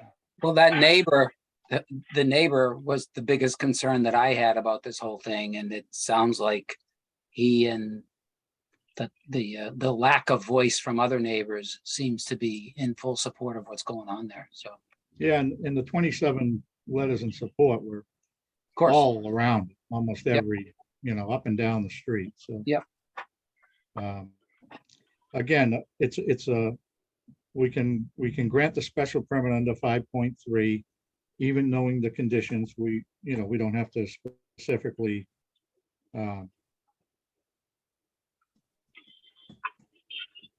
customary home occupation are permitted if conforming to the following. So I guess we'll have to, in the motion say, or in the decision, how they meet the 7 criteria. So if you want, I have that in front of me. I don't typically make motions, but I will, I guess, in this case. So I'd make a note. yeah, and if you want to technically make it okay without you making the motion, I can make the motion and then you can state the Yeah. conditions if you want, however, so. Sure. Yeah, go ahead, Michael. I don't have to, but I can do it that way if you want, so It doesn't matter. I mean, I'm allowed to make motions. I just. I'd say go ahead then, yeah. Okay, so on the application, Mr. Chairman, sorry to Yeah. interrupt. I love Kettle popcorn. I've never had any of theirs, but it's great stuff. My concern is on a state highway. The traffic on 133 is very heavy. I almost got hit by a truck when I pulled over. And I remember I went up to Corliss Nurseries further up the road in Essex, and I parked on the side of the road and I got a ticket. So I think there's a huge safety issue that hasn't been properly addressed. Little kids will be running around to get popcorn. Somebody's going to get hit. I'm really surprised that the neighbors haven't worried about that. The intersection, I think, goes to a cemetery and they could pull off there and park, but I think we got to think about a safety issue here. You know, I can't vote for approval because of that. Did you notice I mean, they have driveways on both Yeah. sides of the house? Yeah. But cars are going that road pretty fast. You put your turn signal on. I don't know, I think there's a safety issue that we really should discuss. I'm not comfortable with it. Yeah, I I love think, the popcorn. yeah, I think I share that concern at some level. I think that I think just the letters and the comment from the direct neighbor in favor just is sort of pushing me, because my initial instinct was that I was not going to be in favor. I needed to hear more about it. Too many times my mind's been changed when I've heard all the facts, but I think the fact that, you know, with the neighborhood support and the direct neighbors support. Anyway, I think that's what's pushing me toward approval. So. Well, I can agree with you there, Michael. I mean, I live on Essex Ave, and I live across the street from the Causeway Restaurant. I live right next door to the marina and, you know, the mobile. So I see cars always whizzing by, and I couldn't treat them any differently from this petition right here, because people are doing the same thing. They're pulling into the Causeway. You got the ice cream shop right there. Cars are just pulling in. So, I mean, I would have to say, now are we going to start striking concerns about all these other establishments along 133? No, because I think you're just trying to keep everything consistent there. And I don't have a problem with that, just based on the fact that they have available parking on both sides. But my I think response that's- would be, down where you live, it's more commercial. People know that people are turning into the mobile station and the Causeway. This is much more residential. Sure. And I thought it was illegal to park on a state highway. Am I They're wrong? not asking anyone to park on the state highway. Well, they will. Well, they haven't so far. They had signs for parking directing people into the driveway area. You can't control what people do. Look at Just Variety. He Yeah, that's what- tries, but he can't control people parking in front of his Yeah, shop, you know? That's So, why I got a ticket at Corliss. yeah, you parked on the state highway. I did. They should Um, ticket you. Added to the outrageous price of their flowers. All right. Well, at Suggestion, least it's out of town. maybe a suggestion, I do hear what Mr. Joe is saying. Possibly some type of traffic devices could be placed outside when they're actually open. That would make me feel people better. to know that people are driving by, you know, would know they're open, so slow down. Maybe some that can't park in a dangerous area, just a few little small traffic cones. Carefully placed, because I don't want to say they can actually place them on the state highway, because again, there'd be a problem. But they could place something out to allow people to slow down while they're actually serving, so people would know that they were, you know, selling their pups on that day. Maybe some of the neighbors that have spoken in favor, written in favor, would allow their property to be used for a sign. If something like that was done, that would alleviate my fear a little, and I could change my vote. But without a condition like that, I'm a no vote. I don't disagree with you, Leonard, as far as the concern. I 100%. I've drawn concerns about the new establishment they're going to have at the mobile, and they've reduced the size of the parking. But again, just trying to be consistent and fair with everybody else. That's the only reason why I didn't oppose this petition right here. If it was the other way around, then yeah, I would treat them all the same. But that's my point of view, and that's all I want to fill in with you. And I agree with you, the concern on these streets with residents and commercial use, it can get dangerous, but knock on wood, so far they seem like they've been doing their job correctly and you know, directing traffic safely the best of their ability. And like the Chairman said, you can't control what people do regardless of whether they're stopping for popcorn or stopping because they need to, you know, take a nap or something or whatnot. But I appreciate you drawing concern to that. I do. Rob, any comments? Yes, I think that the existing business with people using Google Maps and things like that, they'll know what's coming about. And to me, it will alleviate some of the sudden stops going into it. And I think over time, it will work out. Okay. Well, so I will make a motion on the application of Melvin and Maureen Hidalgo seeking a special permit for home occupancy under 5.3 to enable petitioner to sell popcorn from their property at 396 Essex Avenue. I move approval of this home occupation special permit under section 5.3. I feel that most of their work is outdoors, so 0.1, it doesn't take up the floor area of the home. They have no employees outside of the family members, which satisfies 2. The number 0.3 talks about the limitation of exterior display. However, because they have their van, we're gonna waive that, and we're gonna allow an not unlimited, but a reasonable amount of directional signs for parking and safety that don't fall under this ordinance. Section 4, no offensive noise, vibration, smoke, dust, odors, heat, or glare. If it does, they would be in violation. 5, traffic generated shall not exceed volumes normally expected in a residential neighborhood. Well, there's certainly already traffic greater than that there, and they're not going to generate more of it. They were talking about a 1 or 2 people at a time kind of situation. Under 0.6, the parking generated shall accommodate off-street. They do have the second driveway area for people to pull off on their property. And under 0.7, the special permit can be granted by the zoning board of appeals after the public hearing, which we've had, with such restrictions as the board deems proper. And I think we've outlined some of those, and I would move approval based on that. Second. Okay, motion made and seconded to approve the special permit. Roll call vote. Canavo, Yes. Mr. Gilino, No, Mr. Russell, Yes, Mr. Nyman, Yes. and Mr. Parisi. Yes. Alvin and Maureen, you've heard our decisions favorable. We will draft a decision for you that as soon as we possibly can. I will write that and get it going, and then you'll be able to keep going with your project.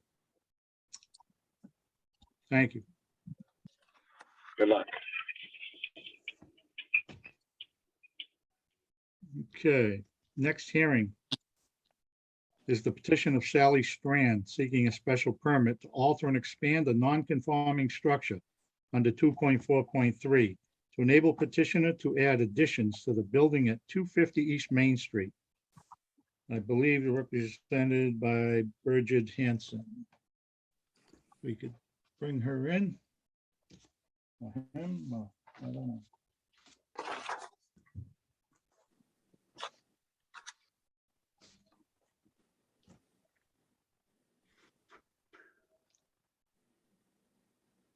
Is it Sally Strand going to be speaking? I'll come in on that. I brought in Bridget. Oh, you did? Okay, I didn't see her. You'll need to unmute. It's Bridget. Bridget. Okay, can you hear me? Yeah, Okay, I'm trying to connect the camera too as well. it may not allow you. There we go. we just got a peek at her. There we go. Can you see me now? Yes, we do. I need your Okay. name and address first. Yes, my name is Birgit Hansen. I'm at 42 Rocky Neck Avenue in Gloucester. I'm the architect representing the owner, Sally Strand, who is also online with us tonight.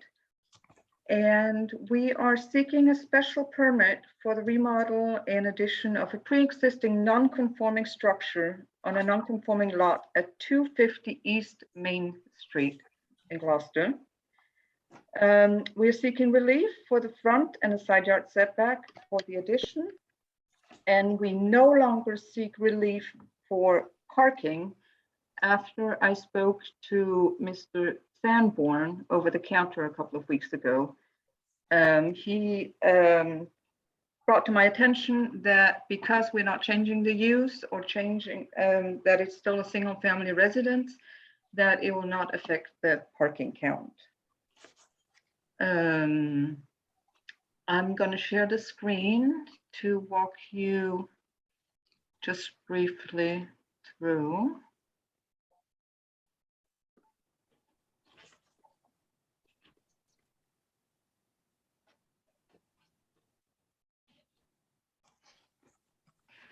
I'm assuming you all are familiar with the property as it is right on East Main Street in East Yes. Gloucester. It's an existing, this existing square foot is only 1,000 square feet, and we are trying to remodel it and bring it back to its original glory, but are also adding a modest addition of 481 square feet, which will bring it to a total of 1,514 square feet.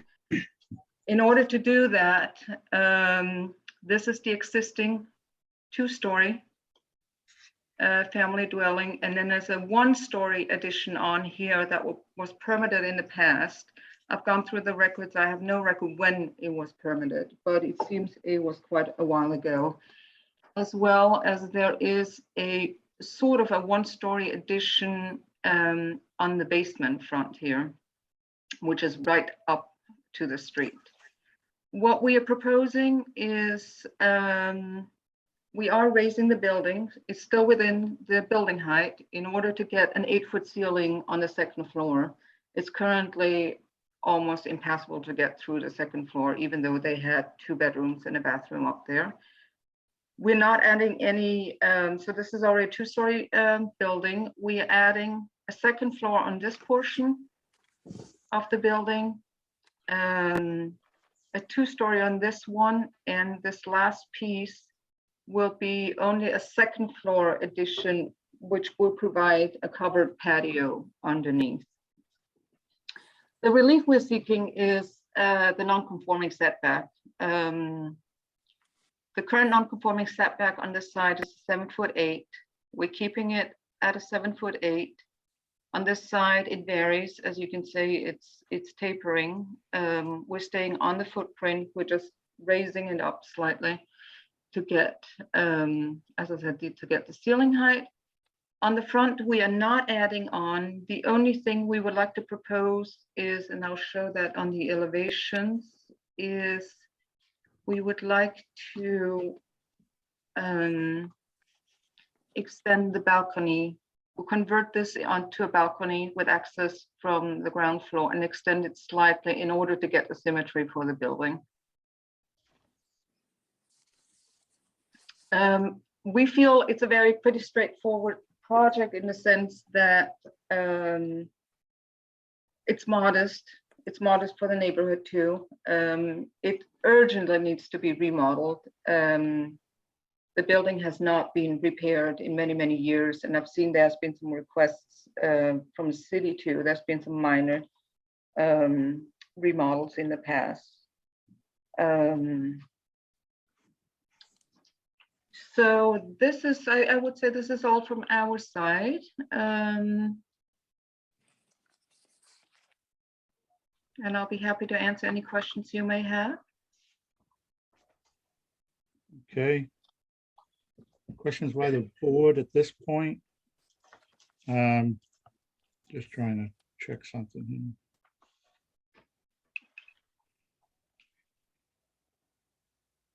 So when you show the addition,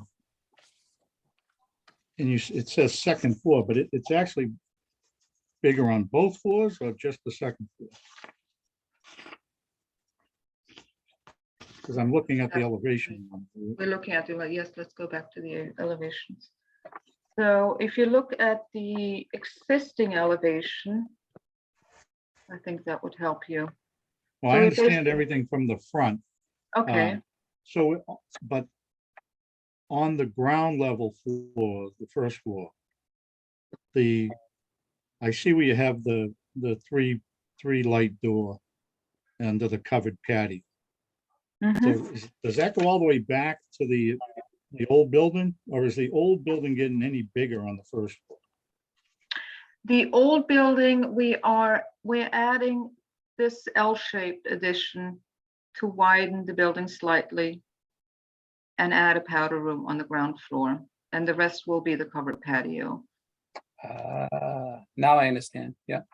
Yeah, so when you show the site plan, it doesn't look like that, trying to follow.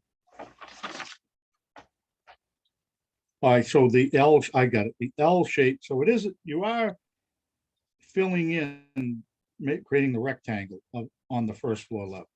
Joe, if you look at the first page, down at the bottom, it says scope of work. It shows you the first floor on the left and the second floor on the right. Right, I see that. And then the little triangle, the little rectangle that's still left there is the covered porch part.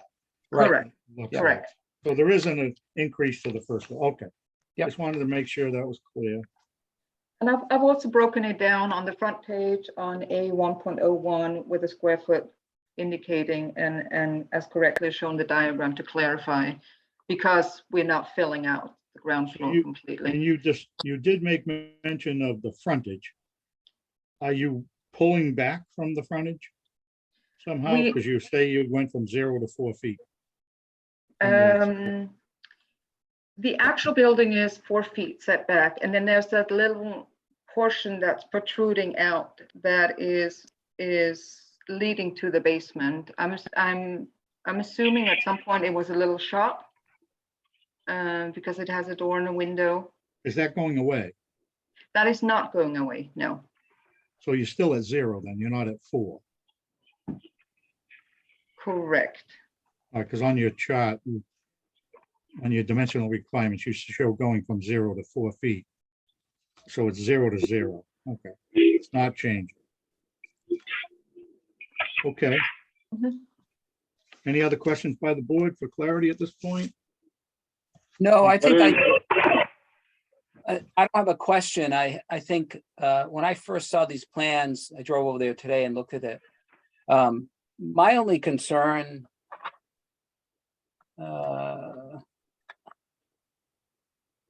probably page A101 shows it as good as any, I guess. Where it's showing the second floor is 7 foot 8 inches from the lot line on the right-hand side, and the adjacent building can't be more than 2 feet away. So the addition essentially is putting the house less than 10 feet away from an adjacent property. Just seems really close to me. So I guess maybe it's just a question for Bill. Is there any building regulations about stuff like that, you know, as far as fire control, or because it's a new structure that's going in, it's not pre-existing, you know what I mean? Exactly. There are building codes. Most of the building codes deal with it between 5 and less feet. Okay. They do mention up to 10, but 10 is just the type of material. Basically, wood siding approves, vinyl siding may be a problem.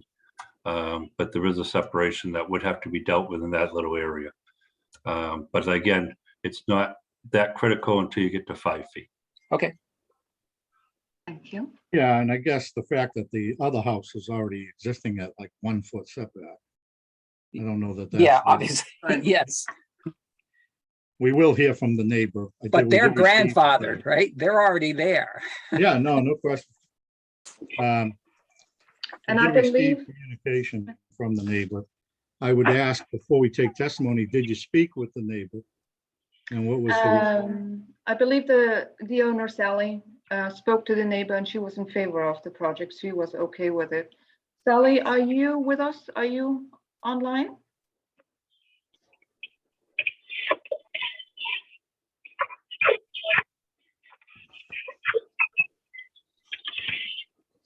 She raised her hand, so she's not online right now, and while you have your screen up, we can't bring her in or anything.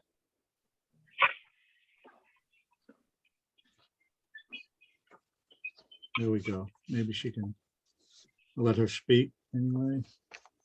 Forgive me, this is my first time presenting to you guys, so I'm still trying to get familiar with the Doing fine. process. There she is. You need to unmute. Ms. Strand.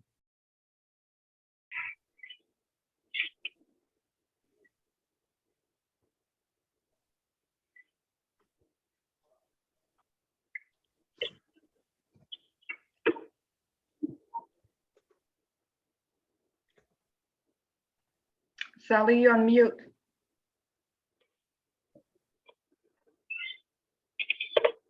Sorry, There we go. there we go. Sorry about that. I was having trouble unmuting. Yes, I spoke to the neighbor Yeah, and. before you go, hold on. Name and address, please, for the record. Current address? Your name and address. Yes, I'm living at 27 Watson Street in Gloucester.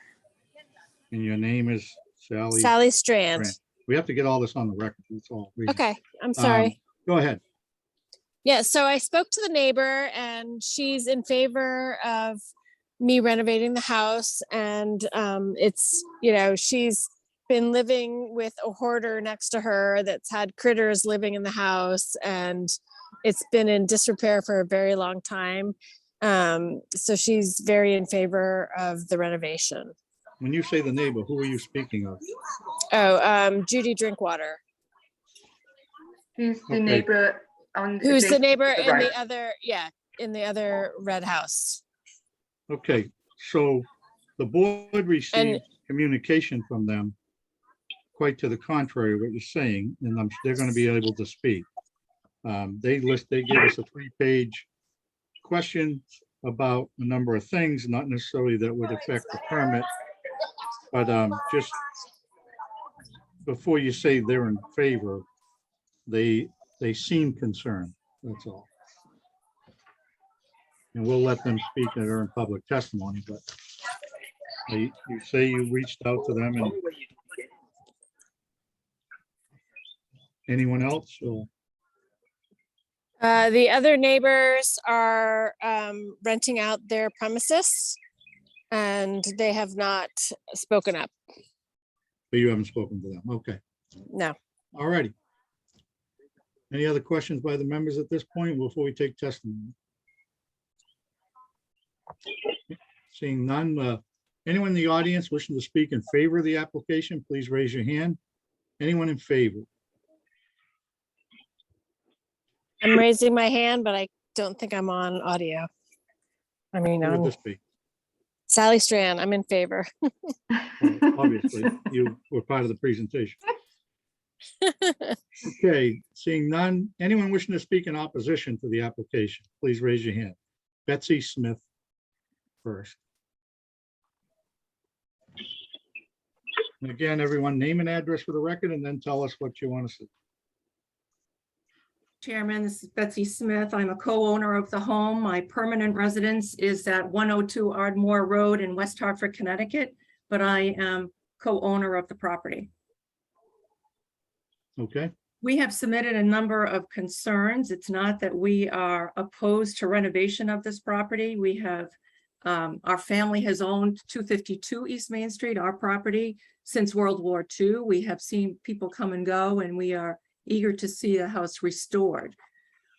What we were surprised at and concerned about is many things. We have outlined them. I don't think you really, do you want me to go through our list of questions, or our well, your major? letter came in for the record, but if you want them to be spoken publicly, then yes, you want to go through.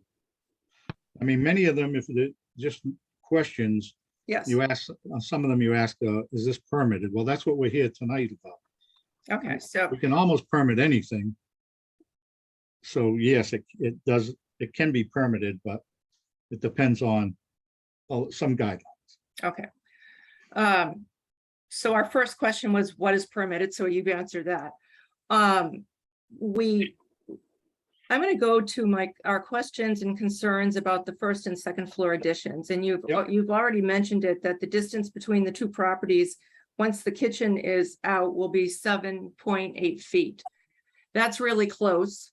There is the addition, to answer your question about that. That addition was put on in the 70s. I believe my parents at the time agreed to that because the occupant at the time had a spinal cord injury and that bedroom needed to be added on for his use. And that was part of the agreement and why we didn't oppose that at the time. That's just the historical part of it. We are concerned about our access to that side of our house. In that little space, we've always been able to get to that side in a neighborly fashion. We want to just bring it to the board's attention that we feel that is very close and we will be seeing into one another's homes like we've never seen before. I do. The realtor had also told us this time around that any addition had to be within the existing foundation, and we're wondering about that. Is that true? Or not? Is that a Well, it wouldn't be an addition if it was within the existing foundation. right? So That's not true. Okay, give me 5 minutes. I mean, like I say, we can grant almost anything. I'm not saying we Okay. would grant anything, but just to help you with the question. Okay. Yeah. Well, that was one of our concerns. The plans, we'd like to ask you about the elevation and grade changes and if that will have any impact on our property in terms of drainage and anything coming through, since these houses are so close together. So any, with regard to drainage is a Department of Public Works issue, and any new building permit will have to satisfy some type of drainage review. Okay. That's not our purview, that's the city. And the access issue should be part of whose deed? Our deed, or I would assume their deed? Well, most of the time, a neighbor with a home on the boundary is allowed access for maintenance. That's typically in the state laws, but it can be put in the, if we approve this, it can be conditioned that you would be allowed to go on that property for any type maintenance. We would appreciate that. We can make that a condition.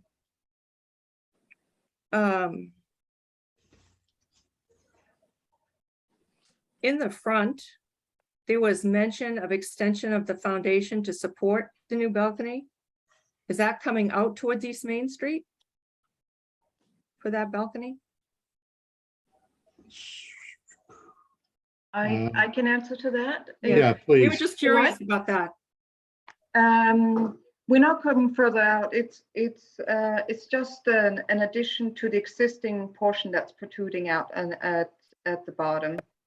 So we're not coming even further out because otherwise we would cross the property line. Okay.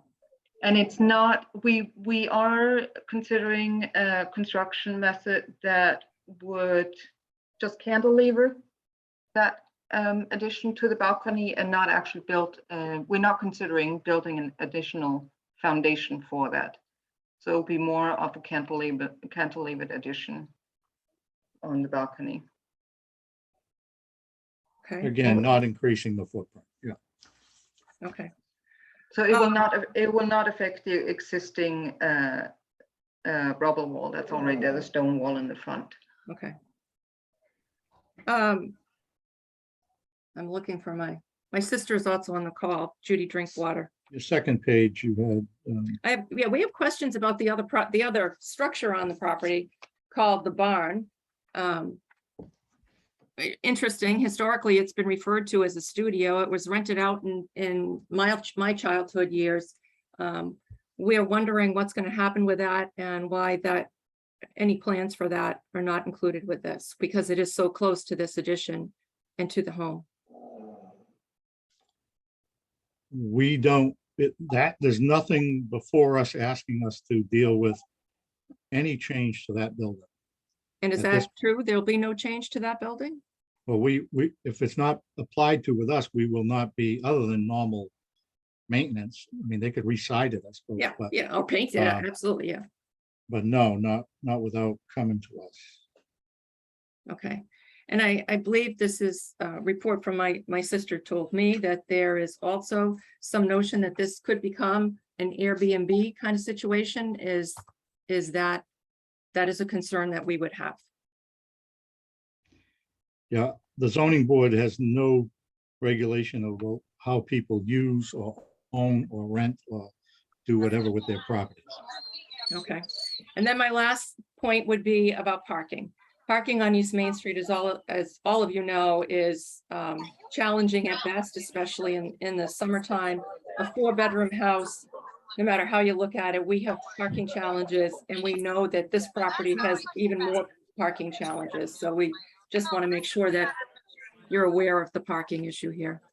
Yeah, so what the situation is this is a pre-existing non-conforming use that has no parking. If they had gone for a change of use, say they wanted to make it a 2-family, then we would be able to deal with parking.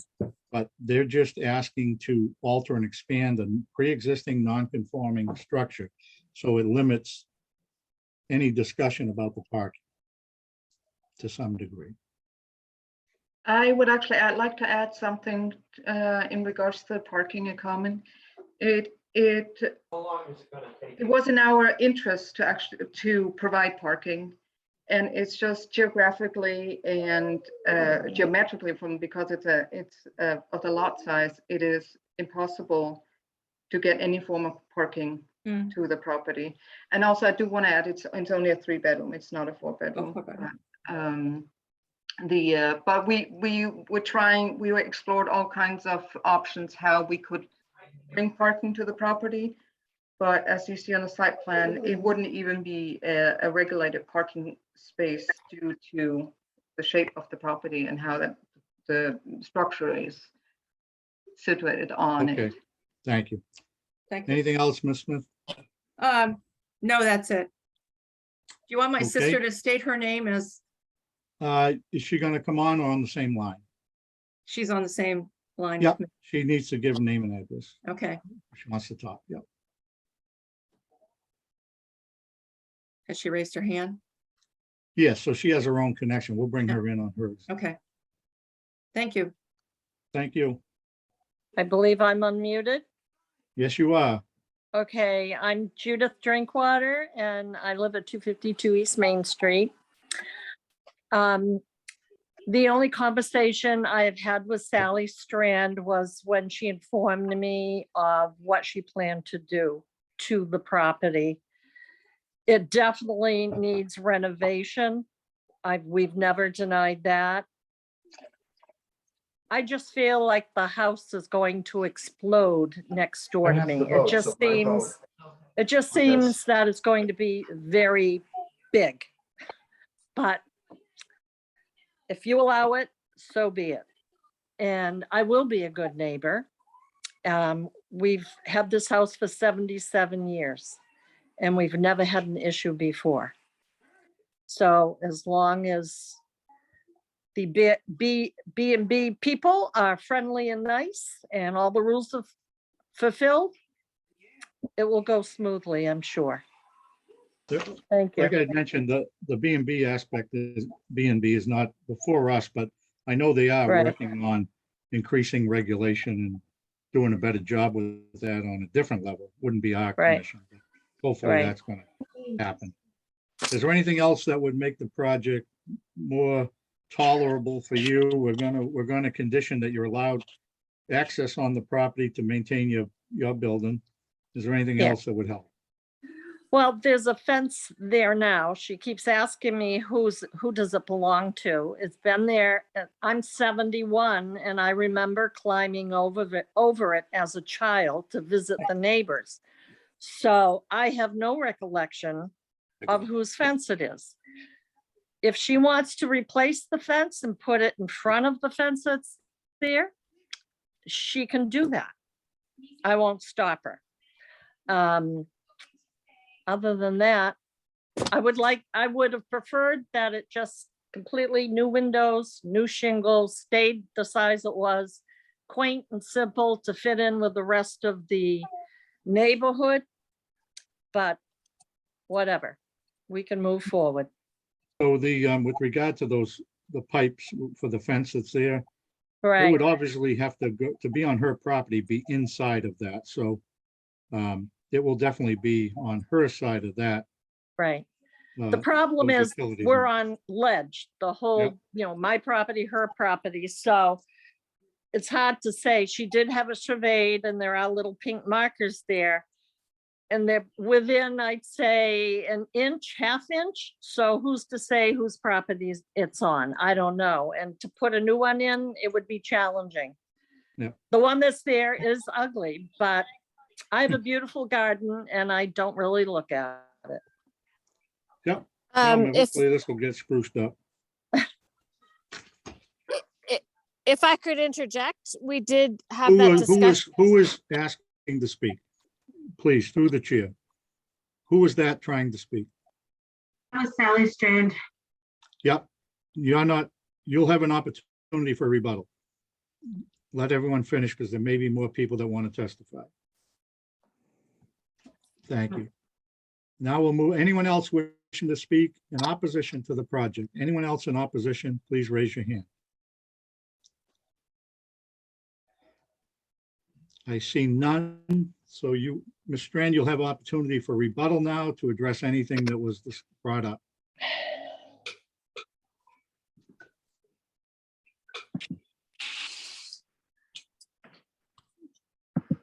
You're muted, Ms. Strand, if you wanted to address anything. Okay. I did have a discussion with Judy Drinkwater, and she did say that she was excited to have an Airbnb next to her so that her family could have a place to stay that would be nearby to her. We also did discuss replacing the fence, and I did say that it was on my property and I was happy to replace the fence and have some sort of an access so that she could easily access her property and not be impeded by the fence being close to her house. We also discussed that I would take care of the overgrown gardens that are crawling over the fence into her property. And I'm happy to do that. Yeah. So that's all I have to say. Thank you. Discussion by the board.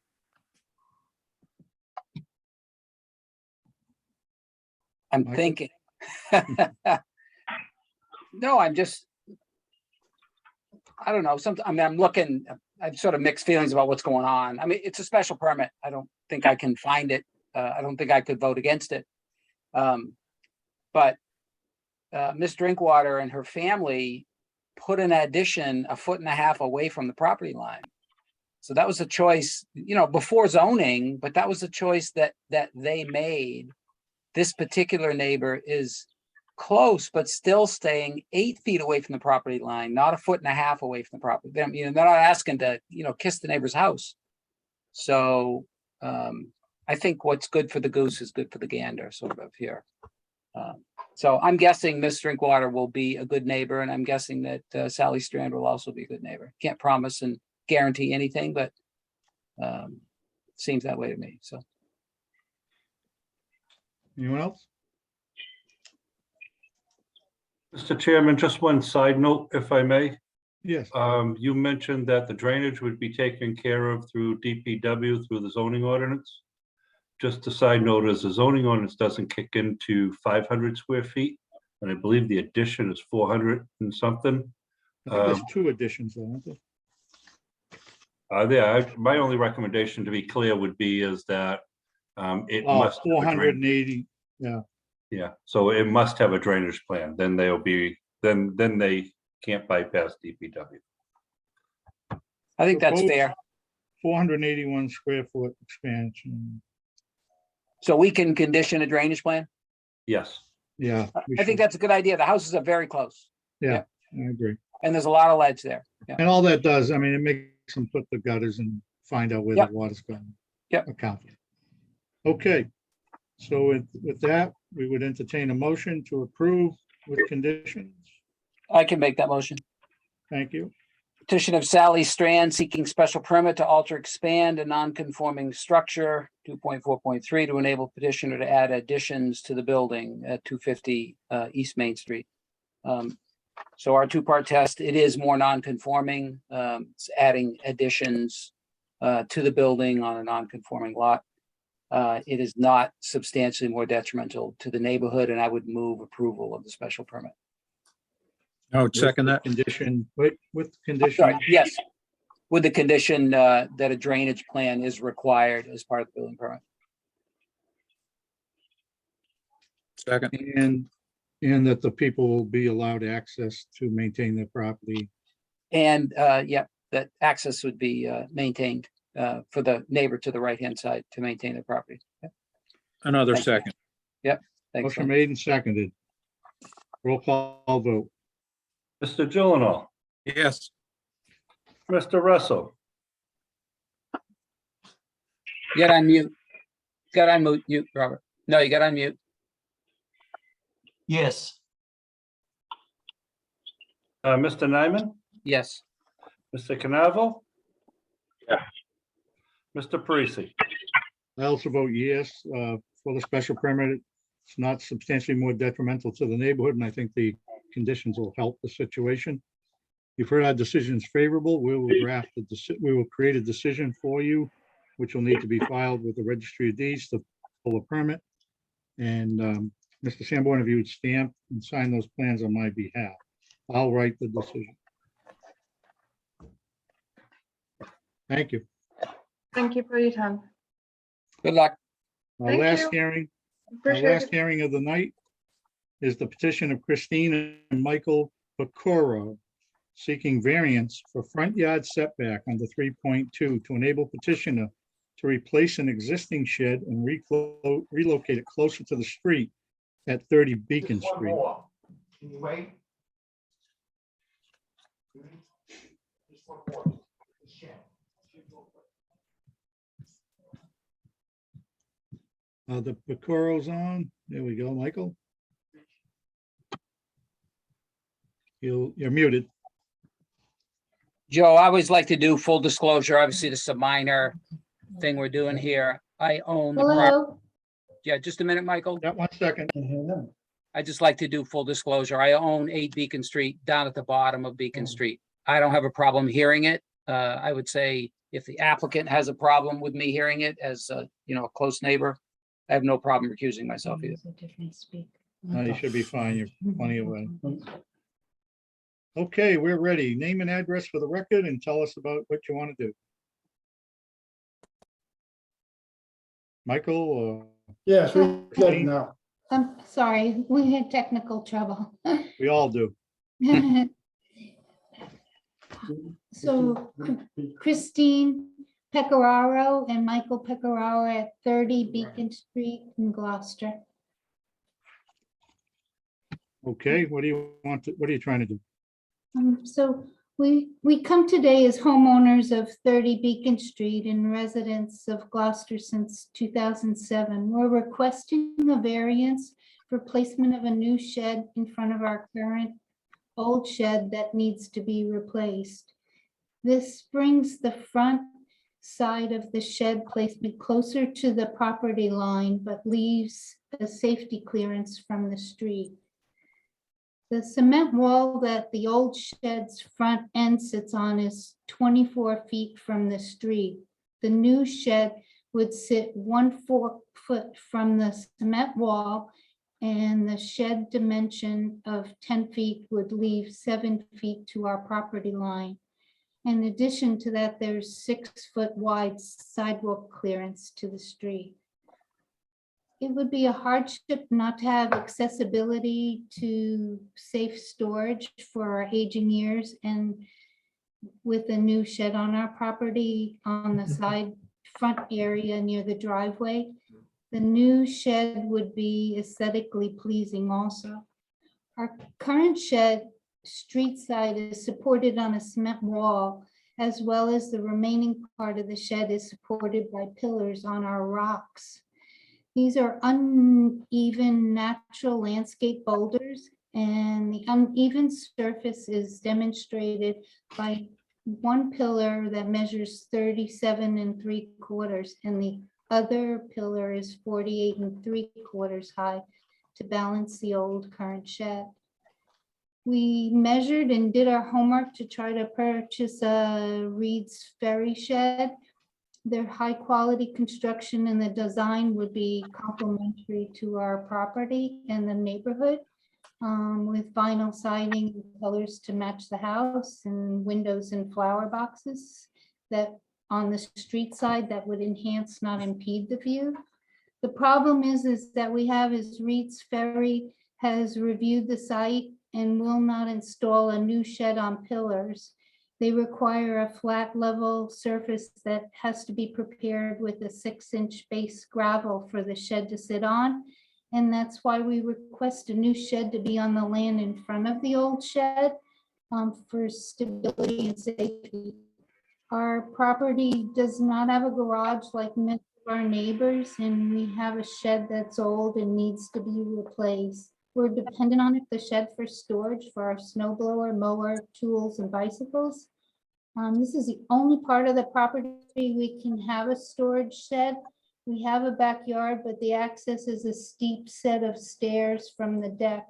And this is why we request a variance for safe, accessible storage that would be aesthetically pleasing to the neighborhood. And thank you. Great. Thank you. Nice job. I would agree. Anyone in the audience would like to speak in favor of the application? Please raise your hand. Anyone in favor? Is there anyone opposed? Oh, Michael Basichis, are you wishing to speak? Raise your hand if you are. You sort of raised it. Yes, Michael?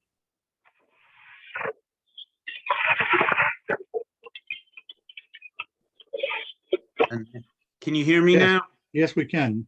I'm the neighbor across the street and I'm speaking in support of the proposal.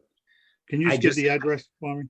Yes, I'm Michael Basichus at 33 Beacon Street.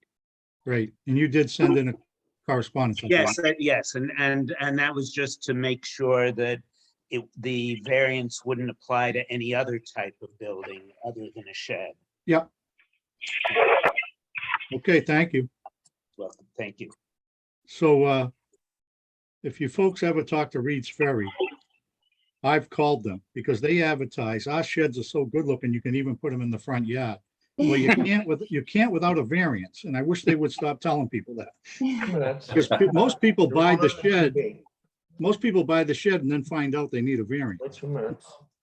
It's a good product, though. They It make a is. good product. I I get will- it, but I the will say, Mr. advertising Chairman, gets people in trouble. Reed Ferries is one of the companies we deal with quite a bit, and they do insist on making sure everything permitted and in place before they deliver the check. Yeah, oh yeah. So they're even good on their side. All righty. Any discussion by the board? Are we ready for a Mr. motion? Chairman, Yeah, looking at the drawings, it looks like the shed, like the ad said, is in front of the main property. I can't tell, but it's pretty close. Is the shed closer to the road than the house?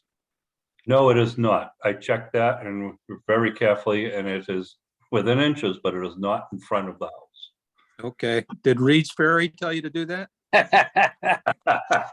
No they problem. don't know the zoning. No, it's a great spot behind the walls.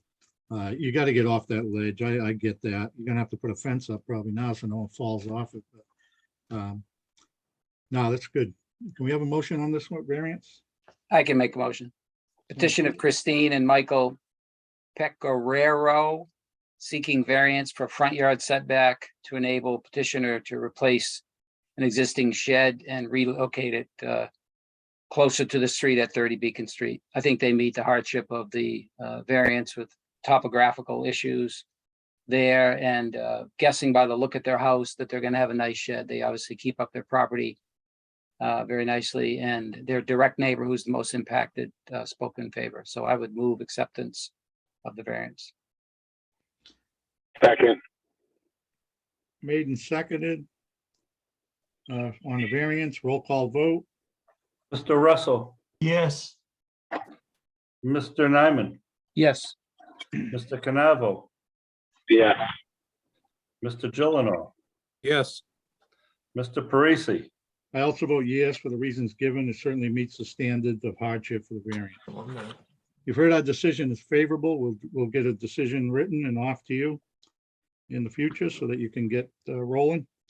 And Mr. Sanborn, if you'd stamp and sign those plans on my behalf, I appreciate that. I will also write this one. I'm not really doing anything on the 4th of July, so. I'm gonna say you're not doing anything on the 4th of Yes, I'm July. gonna write all these decisions. We want to thank you very, very much for your support and for giving us the variance. Thank you so No, much. thank you for waiting all night. You're very welcome. Good luck. Thank you. Thank you. Good luck. Thank you. Okay, folks, next meeting is July 14th. I don't know if everybody got their packets. It is online. It's been advertised. There's only 6 hearings next week instead of 7 like tonight. It'll be an easy night. Anything else anyone wants to bring up, or are we good? I know James and Catherine will be back at the next meeting, both of them, so that'll help. And if not, I'll entertain a motion to adjourn. Motion to adjourn. There's a couple of things to add. Allison, are you Bill trying has to a talk? couple of things to add, yes. Go ahead. Mr. Sanborn, Sorry, you have a couple of things to add regarding signatures. I brought that up before the meeting when you were out. Oh, I'm sorry. Okay, you told me to remind you. Yep, thank you. Motion made to adjourn. Is there a second? Second. Roll call vote to adjourn. Mr. Nyman, Yes. Mr. Canavo, Yes. Mr. Gillino, Yes. Mr. Russell, Yes. Mr. Parisi. Yes, we are officially adjourned. Have a good long weekend, everybody. Enjoy yourself. Be safe. See you in a couple of weeks. Yep. Nice to see you all. Make it easy. Before, don't lose any fingers. Take Peter, care. you didn't win the poll for crying out loud. At least one Canavo did. Yeah, hey, your brother. Oh my God, I think I've made a full recovery today. Finally, I told you. Well, you don't drink, right? So, No, not at all. good night. Just spritzes, Joe, just Yeah. spritzes. Yeah, you don't like the poll with no alcohol. I don't care who you are. Oh. We'll see you. Yeah, Good night. All right. Happy 4th of July, guys. Yeah, you Happy too. 4th. Bye.